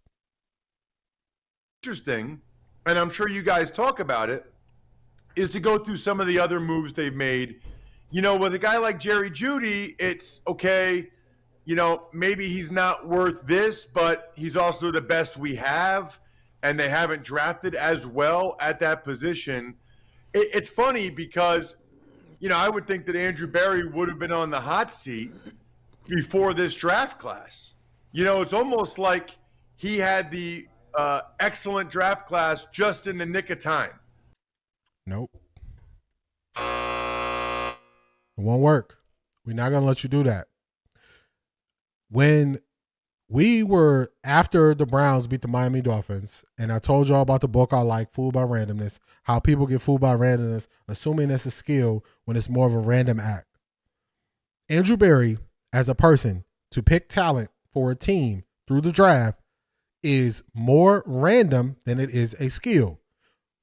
We went through Andrew Berry's draft picks since he's been here. If you've been here 6 years, you've been through all these draft classes, and now I'm finding guys who I say they could probably be something in year one. What about the other 5 years of your drafts? Fooled by randomness, folks. Fooled by randomness. AB got to go. Kevin Stefanski got to go. Don't defend them. They haven't performed. If you go strictly based on football, you will see they haven't performed. This excuse has to stop. The Deshaun Watson stuff. It takes 4 years to recover when you draft poorly too. 49ers consistently bring in quality draft picks to play right away. There you go. The way you make up for your mistakes is to draft better. You just keep doing it. Deshaun Watson, I'm sick and tired of the same excuse. They just keep bringing it up. When other teams made the same, they made the same mistake as the Browns did, and they just bounced back for it. They just bounced back. So that's two organizations who are in a way better position than the Cleveland Browns, who made similar trades as the Cleveland Browns. Why are they better? Just got to ask the questions. The Browns ruin everything. QBs, everything continues to be dysfunctional. Brent, that's it. That is exactly it. People got to stop making the excuses. They got to stop making the excuses. Russ Tucker. Man, it's going to feel like I'm picking on Ross Tucker, but hey, man, you said it on the internet, so it's free game. And kind of the whole AFC. We're going to get to Bruce Arians and what he said about, actually, let me show Bruce Arians first, and then we're going to flip it back to Ross Tucker. In the AFC North is on the hot seat. Remember I told y'all when these national shows are talking about Kevin Stefanski, it's the worst thing to happen for him? They're back at it. This is the question. This is no BS. It's from the Pat McAfee show. Every head coach in the AFC North is on the hot seat. That's the question. He's going to say BS or no BS. Let's play it. Is that BS or no BS, BA? I think that's no BS. Whoa! Because this was supposed to be the best division in football. Mm-hmm. They got one team with a winning record of 4-3. All right, that's not good. And they got to play each other. 9-8 might win the division. Whoever wins the division gets to come back next year. I think the other three are probably looking for a job. Okay, Now, whenever we put this together, this graphic, I looked at that. Y'all see how he said that? Do y'all remember I highlighted? He said he doesn't understand how Kevin Stefanski still has his job. He doesn't just have a smoke for Kevin Stefanski. If the Baltimore Ravens underperform and don't win it all, the division at least, John Harbaugh might be out of there. Zach Taylor might be out of there. Mike Tomlin, I would take him as our coach. He might be out of there. So this is the worst thing for these coaches. The worst thing. I'm more convinced that if the GM and head coach are in lockstep, Kevin has certain types of personalities he wants to coach. He does not do well with stars. You're on to something. Remember when I played Dorian Thompson-Robin's press conference? He sounds just like Dillon Gabriel. Sound just like him. It's a certain type of player he want to coach. The problem is you can't build your whole team with those guys. You need guys who are not the same. The coach has to be a leader of men, not a leader of this type of man. All of them. You got to be a leader of all of them. He can't do it. You will not get big names or potential in Cleveland for that reason. The best opportunity the Browns are going to have to get somebody who the best opportunity you're going to get is this offseason. This offseason is the best offseason. You can redo it in the draft. They showed how they're going to have about $98 million in cap space to get some vets. This is the year. You don't want Kevin Stefanski and Andrew Berry to use up the draft draft capital you have, use up the cap space, and then you try to come in and fix it. No, you want to come in when the opportunity to reset is there. This is the time to do it. Be angling for another job or just talking. I don't think he's angling for another job. If he living a life, man. He living in Florida. He fly up. They do this. He does this show, and he flies back. I don't think he want to go back into coaching. He's an older guy. I don't think so. Let's just say he was angling for another job. Is what he's saying incorrect? If it's not incorrect, even if he won a job, right is right. How is Mike Tomlin on a hot seat when he had so many winning seasons? I think Steelers fans are crazy, but they want Mike Tomlin out of there. They've been calling for Mike Tomlin. This isn't new this year. They've been calling for Mike Tomlin to be out of there for about 3 or 4 years now. Now, I would take Mike Tomlin because I like the way players speak on him. I like the way players believe in him. So I would take Mike Tomlin. The problem is when you've seen Mike Tomlin for so many years, you think that's the norm. It is nothing close to the norm what Mike Tomlin offers them in Pittsburgh. So that's them. Yeah, let me get that bright, a little bit brighter. It's getting dark over here. The reverse psychology attempts. Do you really want Shedeur to go in with this offense? If he doesn't play, will be the same narrative. Shanithia, you on to something? What they're going to do is, if Shedeur doesn't play this year, they're going to say, look at that horrible team. Shedeur couldn't even get on the field. That's why I always say, yes, I want Shedeur to play. I want him to play. I want him to show on the field what he's capable of. I don't want us to assume what he's capable of. I don't want them to say this is a rough situation. We don't want to put him in. I don't want no parts of none of that. Put him in. Don't tell me he couldn't get on the field, and then next season, going into the offseason, or going into the offseason, they're going to say he couldn't even get on the field. That's why we're drafting a quarterback. We don't believe him. Nah. Put that tape out there. The same way he did with the Carolina tape. Put that tape out there. The Carolina tape and the Rams tape, both of us out there. I guarantee you there are people saying, I can work with that. Put the tape out there. I want to see him out there. I'm not going to let them play that game of he don't need to go out there. Nah, that ain't going to work. You got to be faster than that. Now let's get back to Ross Tucker. When you keep recycling the same guys and having them on every show, let me say this real quick. I'm not knocking what people do, but you are in a bubble when you have all the same people speak on the situation every week, every 2 weeks, nothing changes. So for instance, 92.3 The Fan, they always have the exact same people on. And then now more of those people are on UCSS. You just hear more of the same opinions from people who don't follow it closely enough for their opinion to matter. It's so bad, even 92.3 The Fan is going to say, hey, Ross Tucker, this don't make sense. You flip-flopping. Even they're going to say it. And you know, they usually don't call people out. AFC North is going through it to a degree. This is last week what Ross Tucker said before the Browns took on the New England Patriots. If the answer is Vrabel, I got to know who the offensive coordinator is. And on some level, if the answer is Stefanski, I got to know who the defensive coordinator is. And that's Hold on. We got to get him off the screen for a second. Let's do it. Oh, my God. Wow. Everybody.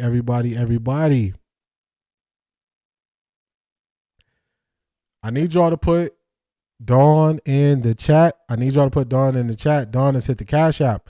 Love your voice and your content. I greatly appreciate your kind words. I appreciate your donation.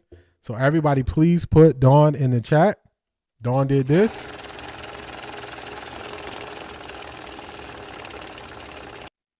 And now I'm doing this. I got money. I appreciate you, Dawn. I appreciate you being here. You're always tapping into the streams. It's always appreciated. Everybody, please put Dawn in the chat. Thank you, Dawn. Thank you. I appreciate it.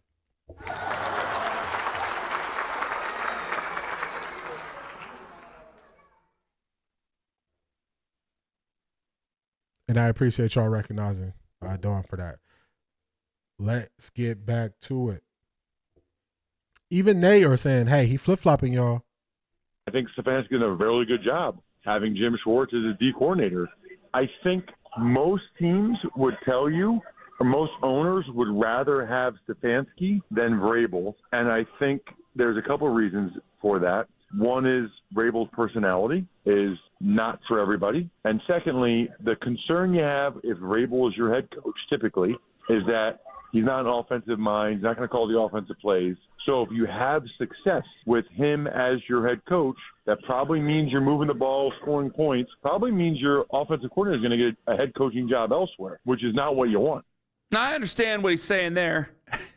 It is a good answer. It's not to throw Ross under the bus. However, I have to put that with what he was asked yesterday about everybody in the AFC North being on the hot seat.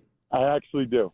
I think if the Ravens really falter, even when Lamar comes back and don't make the playoff, I think Steve Bisciotti will have some interesting decisions to make.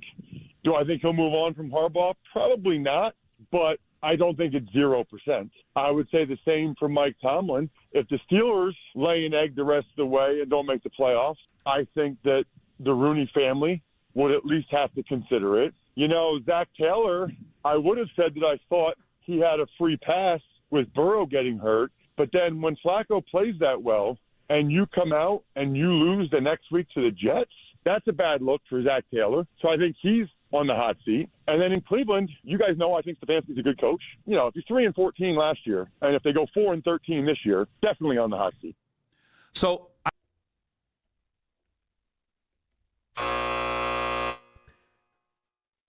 Ross, what do you believe? Remember, I always go to no new information. If Ross has not received any new information, what made him change his mind? I always question that, y'all. Why are you changing your mind with no new information? You got to stick to the football, and you want to be dancing and jumping through all these hurdles. What's going on, Clyde? Whoops, pressing the wrong button.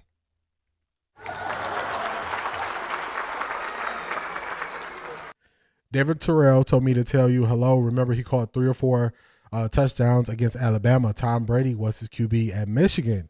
Oh, man, shout out to David Terrell.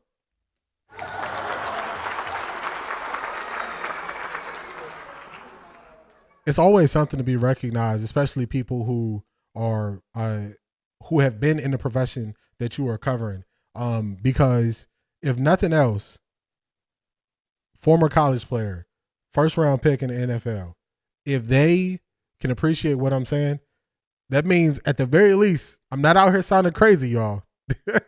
I ain't sounding crazy. So shout out to you, Clyde. Shout out to David Terrell. I really appreciate that. They think this Jets game about to be a cakewalk. They do think that. They're not going to be happy.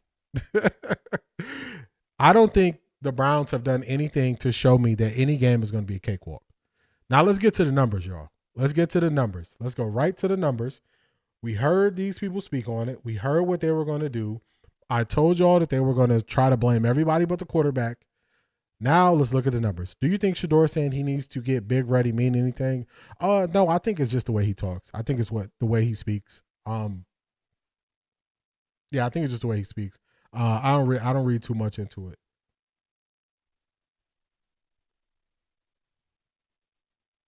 Now, this is PFF. This is all the quarterbacks in the league. I want y'all to see something. Number 1 rated quarterback by PFF is Sam Darnold. Sam Darnold is the number 1 rated quarterback. Now, y'all going to see me scroll down this list right here. Scrolling down. Let me do something for y'all real quick.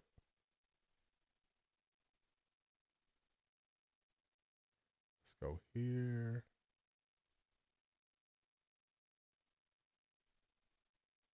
I got all the way to the bottom of the page, y'all. The bottom of the page. It's right here. This right here. Y'all know who that is? That's Brucey. That's Brucey, y'all. That's Dillon Gabriel. So out of all the quarterbacks that played this year, a certain amount of snaps, he is the lowest rated quarterback. Y'all see it. This is the guy who they are fighting for. This is the guy who they want to see play more. He is the 37th ranked quarterback by PFF. That's who Kevin Stefanski is hitching his wagon to. It is crazy. It is insane to me. It makes no sense. Now, he's the lowest rated quarterback. Let's go through some more things. They're saying time to throw. He doesn't have all the time to throw. Okay. This is based off of the New England Patriots game. He threw 3 turnover-worthy passes, and his time to throw was 2.99 seconds. Almost 3 seconds to throw. What's going on, Harris? Finally caught alive. Amazon been working me. Yeah, this is the season. This is the season where it's going to get busy for you. My neighbor works with FedEx and that hard. So shout out to you for being here, staying on your grind. Also, shout out to you for speaking on the NBA, getting that short out there. You seeing the traction from it. Keep going, man. Keep going. Keep going. Appreciate you being here, Harris. So Dillon Gabriel, 2.99 seconds to throw. So he has time. That's why if you look at it in the reverse, you look at certain numbers, you want to blame other things. But once you look at the film first and then you match the film with the numbers, you realize it's more him than people want to say. It's definitely more of Dillon Gabriel. Let's keep going through more PFF numbers. Or actually, this is his passion chart. It's not showing up good, but that's okay. I got his passion chart somewhere else we're going to show. It's going to look better. We'll go to next gen stats. So when they speak on bandwagon and herd mentality, that's a fact. And they read from the same script. They send the script out in the morning. They all read from it. Now, when they try to blame the offensive line, you would say, okay, he should have the least time to throw because they say he's constantly under pressure. He's constantly not able to, get through his reads, and they would blame the offensive line. Or they would say the receivers aren't getting open. I showed y'all answers to the test on Wednesday. He had the opportunity to make plays. He didn't make the plays. But if we were to believe them when they say the offensive line was so bad, he should have the lowest time to throw. Does that make sense logically? Let's look at time to throw. So the lowest in the league, these are the guys with the lowest amount of time to throw. Tua, 2.59 seconds. Patrick Mahomes, 2.61 seconds. Aaron Rodgers, 2.67 seconds. Spencer Rattler, 2.68. Kyler Murray, 2.68. Matthew Stafford, 2.69. The list keeps going. We got to go a while before we get to Dillon Gabriel. His average this year, time to throw, 2.73 seconds. Are we still blaming the offensive line? Do y'all want to hear some of the other names who also have less time to throw than Dillon Gabriel? CJ Stroud, Joe Flacco, Russell Wilson, Bo Nix, Carson Wentz, Mac Jones, Michael Penix. It's not just him, y'all. The film doesn't lie. The numbers don't lie either. It's not good. Now let's go to, this is Dillon Gabriel's passion charts from every week. I think it was Tim. Tim might have asked me to find this. Some of these websites for the NFL stuff is kind of funky, but I know where to find it now. So this is his passion charts. Let's start with his passing chart, which everybody says was his best game. And that was week 5. So week 5, you see he has a decent amount of attempts over 10 yards. Spread the field out. It was going to be a little bit easy for him versus Minnesota. He spread the field out. Attacking all parts. Let's go back.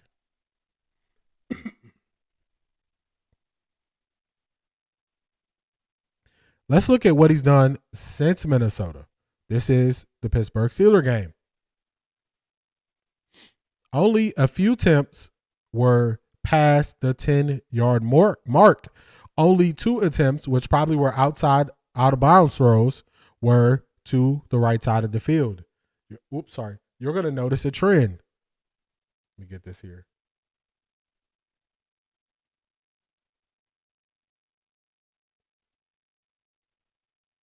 Okay, so you're going to notice a trend. So from the first game, he was attacking everywhere. Let's make this a little bigger. Let's go here. Now, I want to show y'all something. Let's start at his top throw. He's going to make a slant. Basically, you can see where he wants to throw the ball. He wants to throw the ball short to the middle and to the left. This is Pittsburgh. Let's go to the next game. It don't get no better. Week 7. This is Miami. The problem is we have the same trend. All of his passes to the right are less than 10 yards. This is the 10-yard line to the right is right here. He's not throwing it to the right past 10 yards. He is throwing it to the left deep, but you only have to defend half of the field when you are defending him. Half of the field is all you got to cover. Let's look at this past game.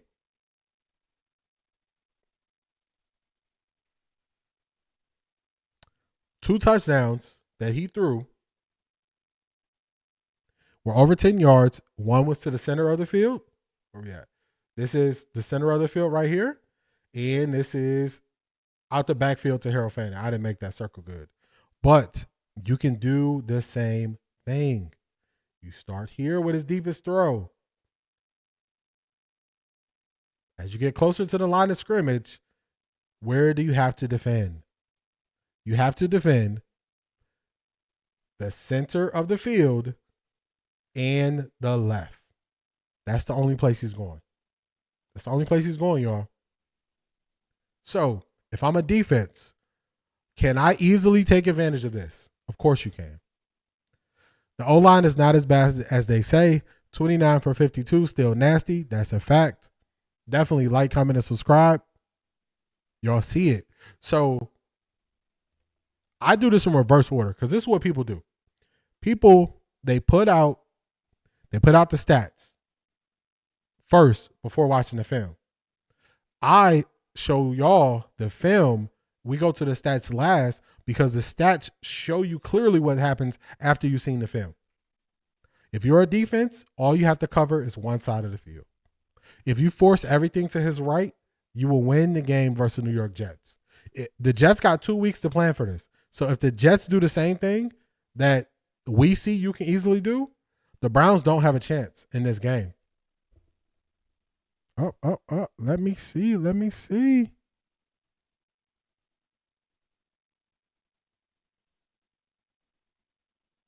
I'm running my mouth over here, Marie. I'm running my mouth over here. Oh, hold up. Wait a minute. Let's get that thumbnail up. We're going to stop storing DG stats. Everybody. This is what I need y'all to do. I need everybody to put Marie in the chat. Not even one time. I need y'all to put Marie in the chat multiple times. Please go put Marie in the chat. Everybody put Marie in the chat. Please start there. Everybody, I'm holding this thing out until I see Marie's name going down in the chat. Marie hit the Cash App, and this is what she said. Congrats on 500 subs. Dinner on me. Oh my God! Wow! Shout out to you, Marie. Marie did this.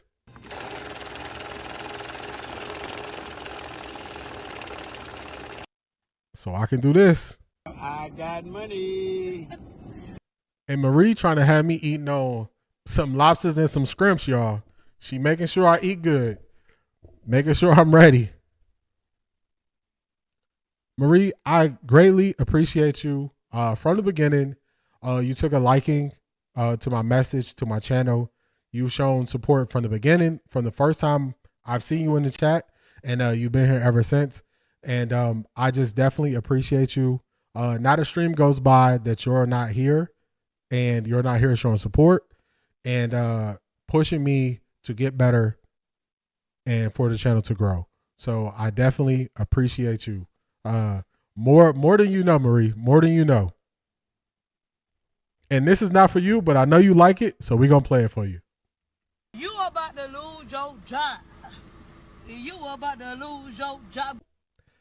I made that for you. I know that's one of your favorite sayings, and you're going to be right when you say that about Kevin Stefanski and also Pat Shurmur when you said that about him as well. So definitely appreciate you. Thank you for all that you do, Marie.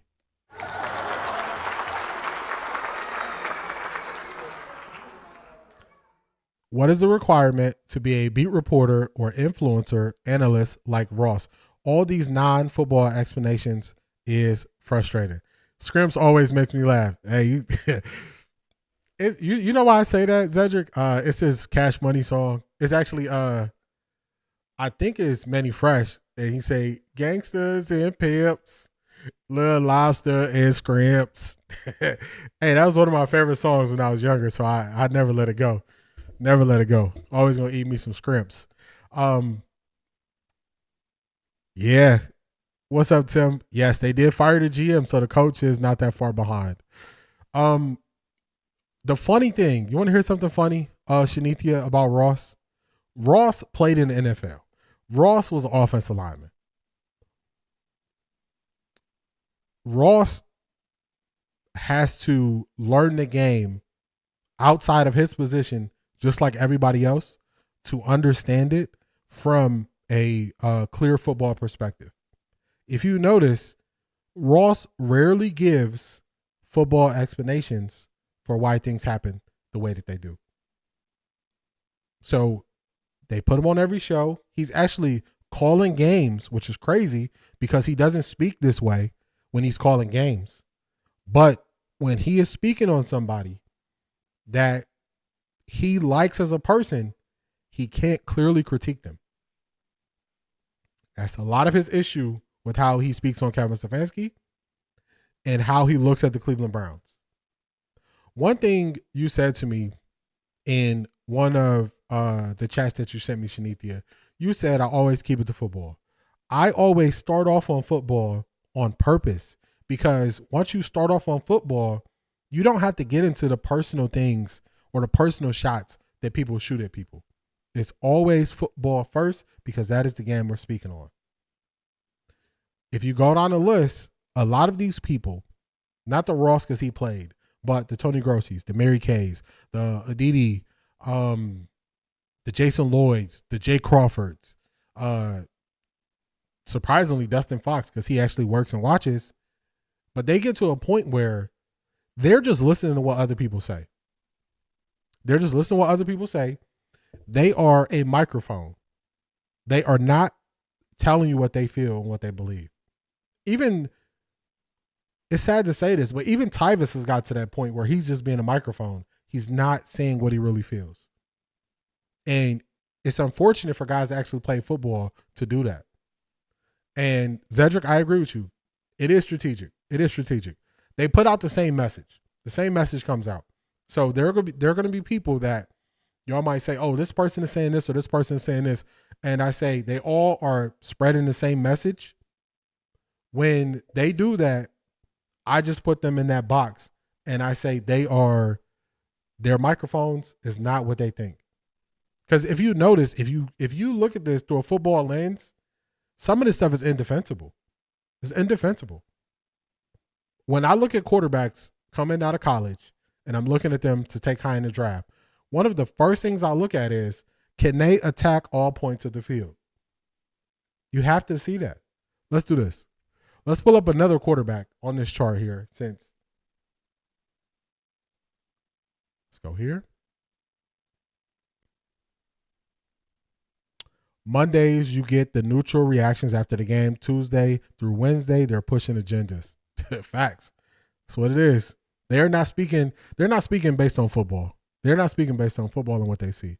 Name a quarterback. Name a quarterback that y'all like, and I'll pull up that quarterback's passing chart, and then we'll look at it based on what we just saw from Dillon Gabriel, and we'll see if that quarterback is as easy to defend as it is for Dillon Gabriel. So somebody name me a quarterback, and we're going to pull that quarterback up.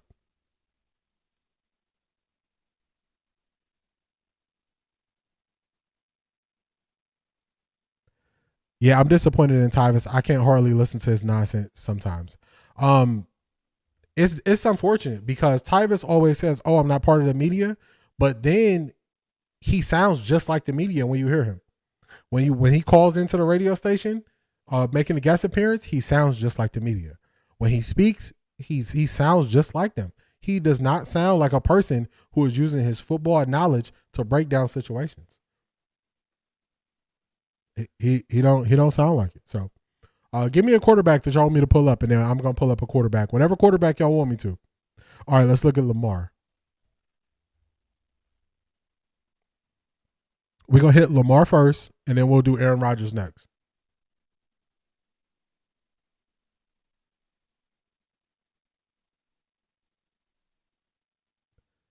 Okay. Let's start off with last night. It don't even matter the game. It don't even matter the game. He attacked the whole field. It's crazy. Let's look at last night's game.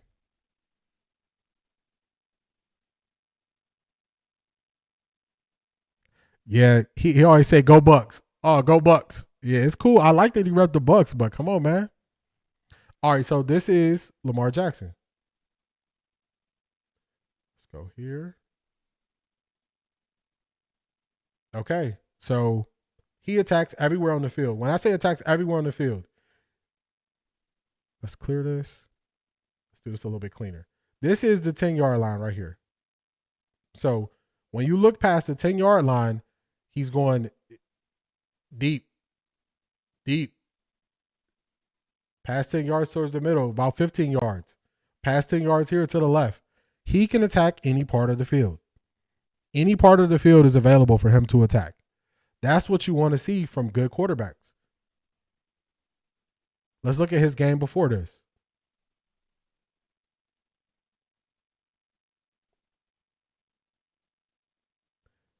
His game before that, he missed weeks. Okay, that's why I was looking. I'm like, why does it look like this? He missed weeks. But even still, this is week 4, the last game he played prior to. Let's look at it. We're going to mark this 10 yards. 10 yards is here. Red, he threw a pick. He threw a pick here going deep. But you see, completions deep, plus 20 yards. Plus 10 yards. Plus 15. Plus 15. He is attacking the full field. He's attacking the full field. Let's slide this over here so we can still see the chat. Okay.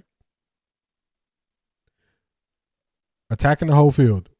Tim wanted to see Aaron Rodgers. We'll look at Tua after that.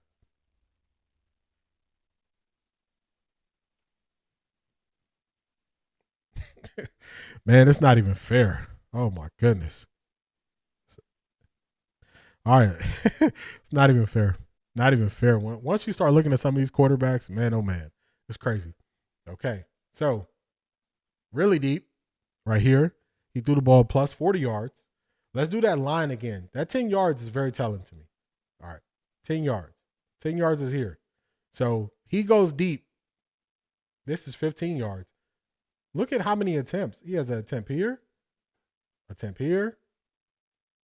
15 yards. 20 yards. He attacks the whole field.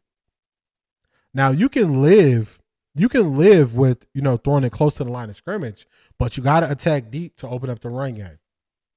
He attacks all over the field, and they really only have one really good receiver in DK Metcalf, and then they have guy's last name is Wilson, who they've been playing since Austin's got hurt. So it's not like they got this crazy receiving core. I'll pull up one more from Aaron Rodgers so you see his last 2 games. Okay. This is an interception, but he's attacking deep. Look at how many times he's attacking pass. When it's blue, these are touchdowns. Look at how often he is attacking the entire field. He's attacking the entire field. That is what opens up the run game. That is what sets it up for him. Let's look at Tua.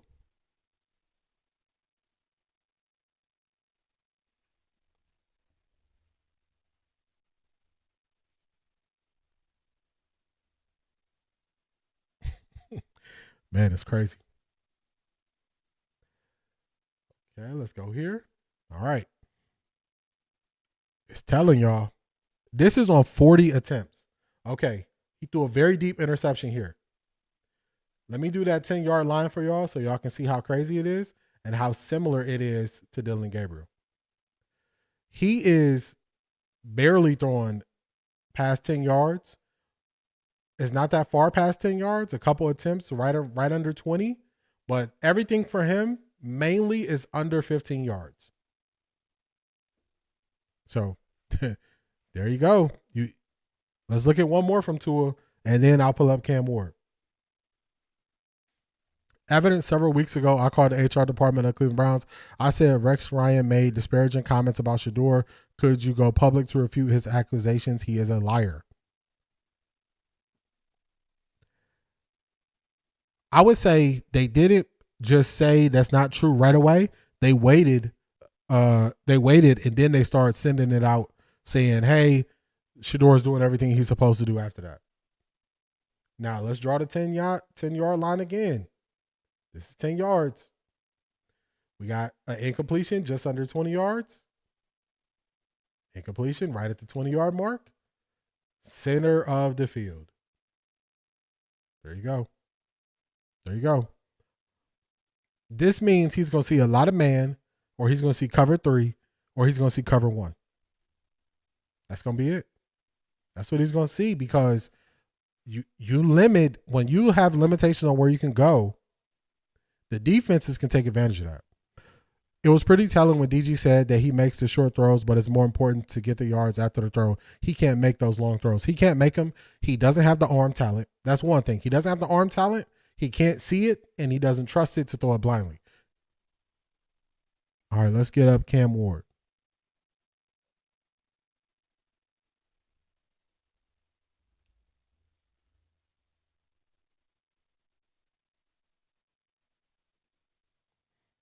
All right, this is Cam Ward's last game. He threw 38 attempts. Let's do that 10-yard marker. Are y'all starting to see a trend when you can actually move the ball? Are y'all starting to see this? Look at all these throws. So many throws deep. And he's not really going deep to the left in this game, but look at this. He's stretching the field. This is stretching the field, y'all. This is what it looks like. That's what stretching the field looks like. Let's look at his last game before that. 34 attempts. Even when he has way less attempts, he still is attacking the field. 10 yards. 10 yards right here. Whoops. Little crooked there, but he's attacking every part of the field. Here, plus 10. Touchdown. Deep left. So it's not that he couldn't go deep left. He just went deep left. Right here. There you go. Attacking every part of the field, meaning the defense has to change how they defend you. That's what you want. You want the defense to have to attack every part or protect every part of the field. Most of these guys do not force the defense to attack every part of the field, and that's why they don't have success. You can see why Dillon Gabriel doesn't have success. You can see it. And there is a breakdown right there. Hold up, y'all. Hold up. We were about to wrap this thing up. Shanithia said, not yet. Not yet. Shanithia said, not yet. Not yet. Don't wrap it up. I said, okay. I ain't going to wrap it up. Everybody, please put Shanithia in the chat.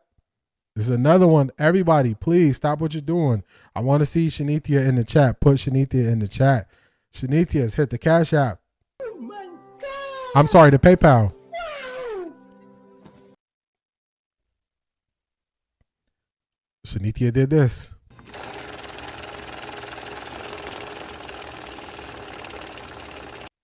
Your boy's going to be doing this. I got money. Shanithia wants me to be rocking a Coogee sweater the next time I show up, y'all. She said, no more black tees. Put on that Coogee sweater. This is her note.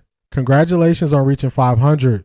We going to support you brick by brick. I absolutely love the format. You educate us, respect our opinion, and keep it real. Add Russell Wilson said, let's ride. I got you, Shanithia. I got you. You want Russell Wilson, let's ride? By the next stream, Russell Wilson, let's ride will be here. I'll add that for you. Everybody put Shanithia in the chat. Everybody put Shanithia in the chat. I appreciate you.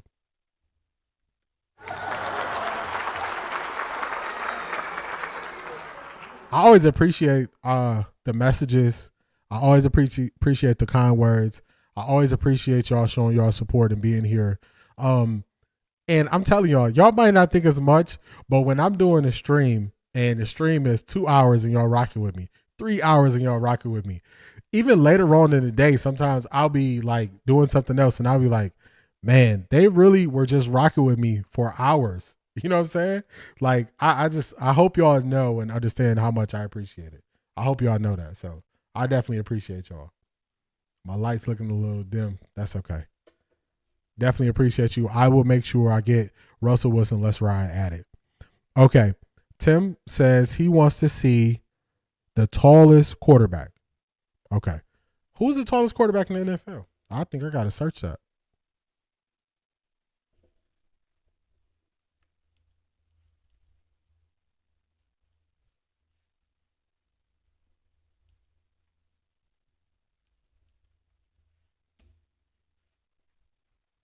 All right, Justin Herbert is the tallest quarterback. These are the three tallest. Justin Herbert, Trevor Lawrence, Joe Flacco, all of them are 6'6". So let's go Justin Herbert. We're going to pull him up. Let's go here.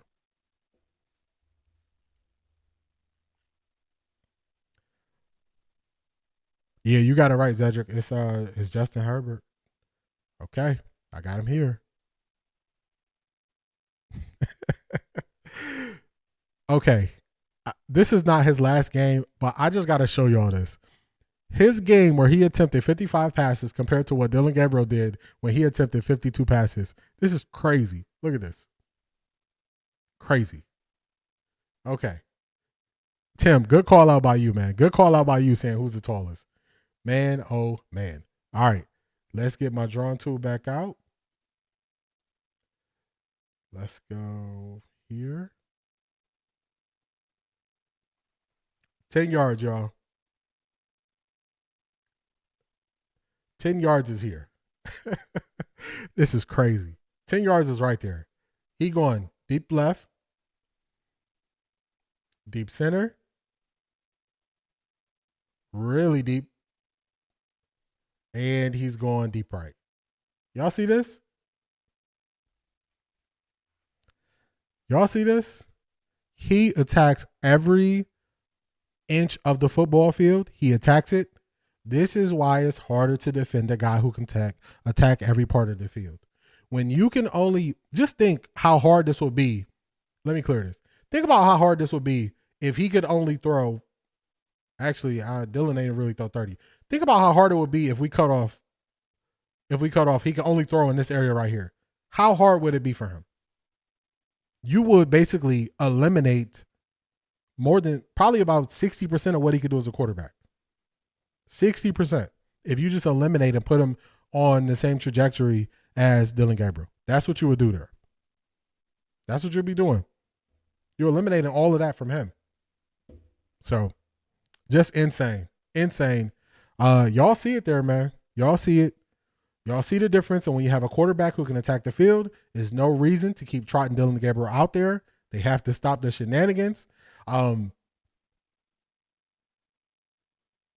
Basically saying he's not throwing on time and everyone needs to rally around him. Man, you need to get on time. He need to get on time. So, Kevin, don't blame people. Blame your guy for picking the wrong guy. This has been another great stream, y'all.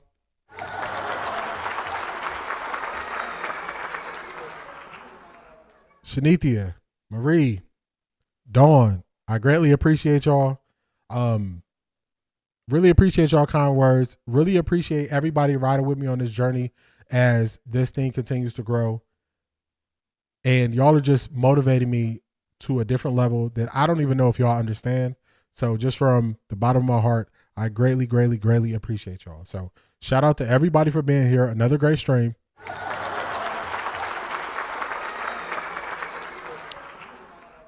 I just heard Bailey Zappi was moved back to practice squad, so Shedeur still QB2.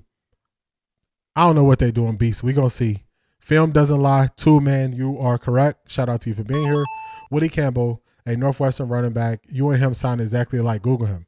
Woody Campbell? I gotta check him out. I'm gonna check him out. I'm gonna look that up, Clyde. I'm gonna check him out for sure. Thank you to y'all. Appreciate y'all. It's only gonna get better with time. It's just like fine wine. We're gonna keep doing this thing. I'm gonna eat me some scrimps this weekend since I'm gonna be taking a weekend off. I want y'all to enjoy your weekend. Watch some good football. Watch some good teams. Enjoy yourselves. Stay safe out there. We're going to be back to it Monday, 10:30 a.m. 10:30 a.m. We're going to be back. Let's get it. I appreciate y'all. Peace. My outro didn't work.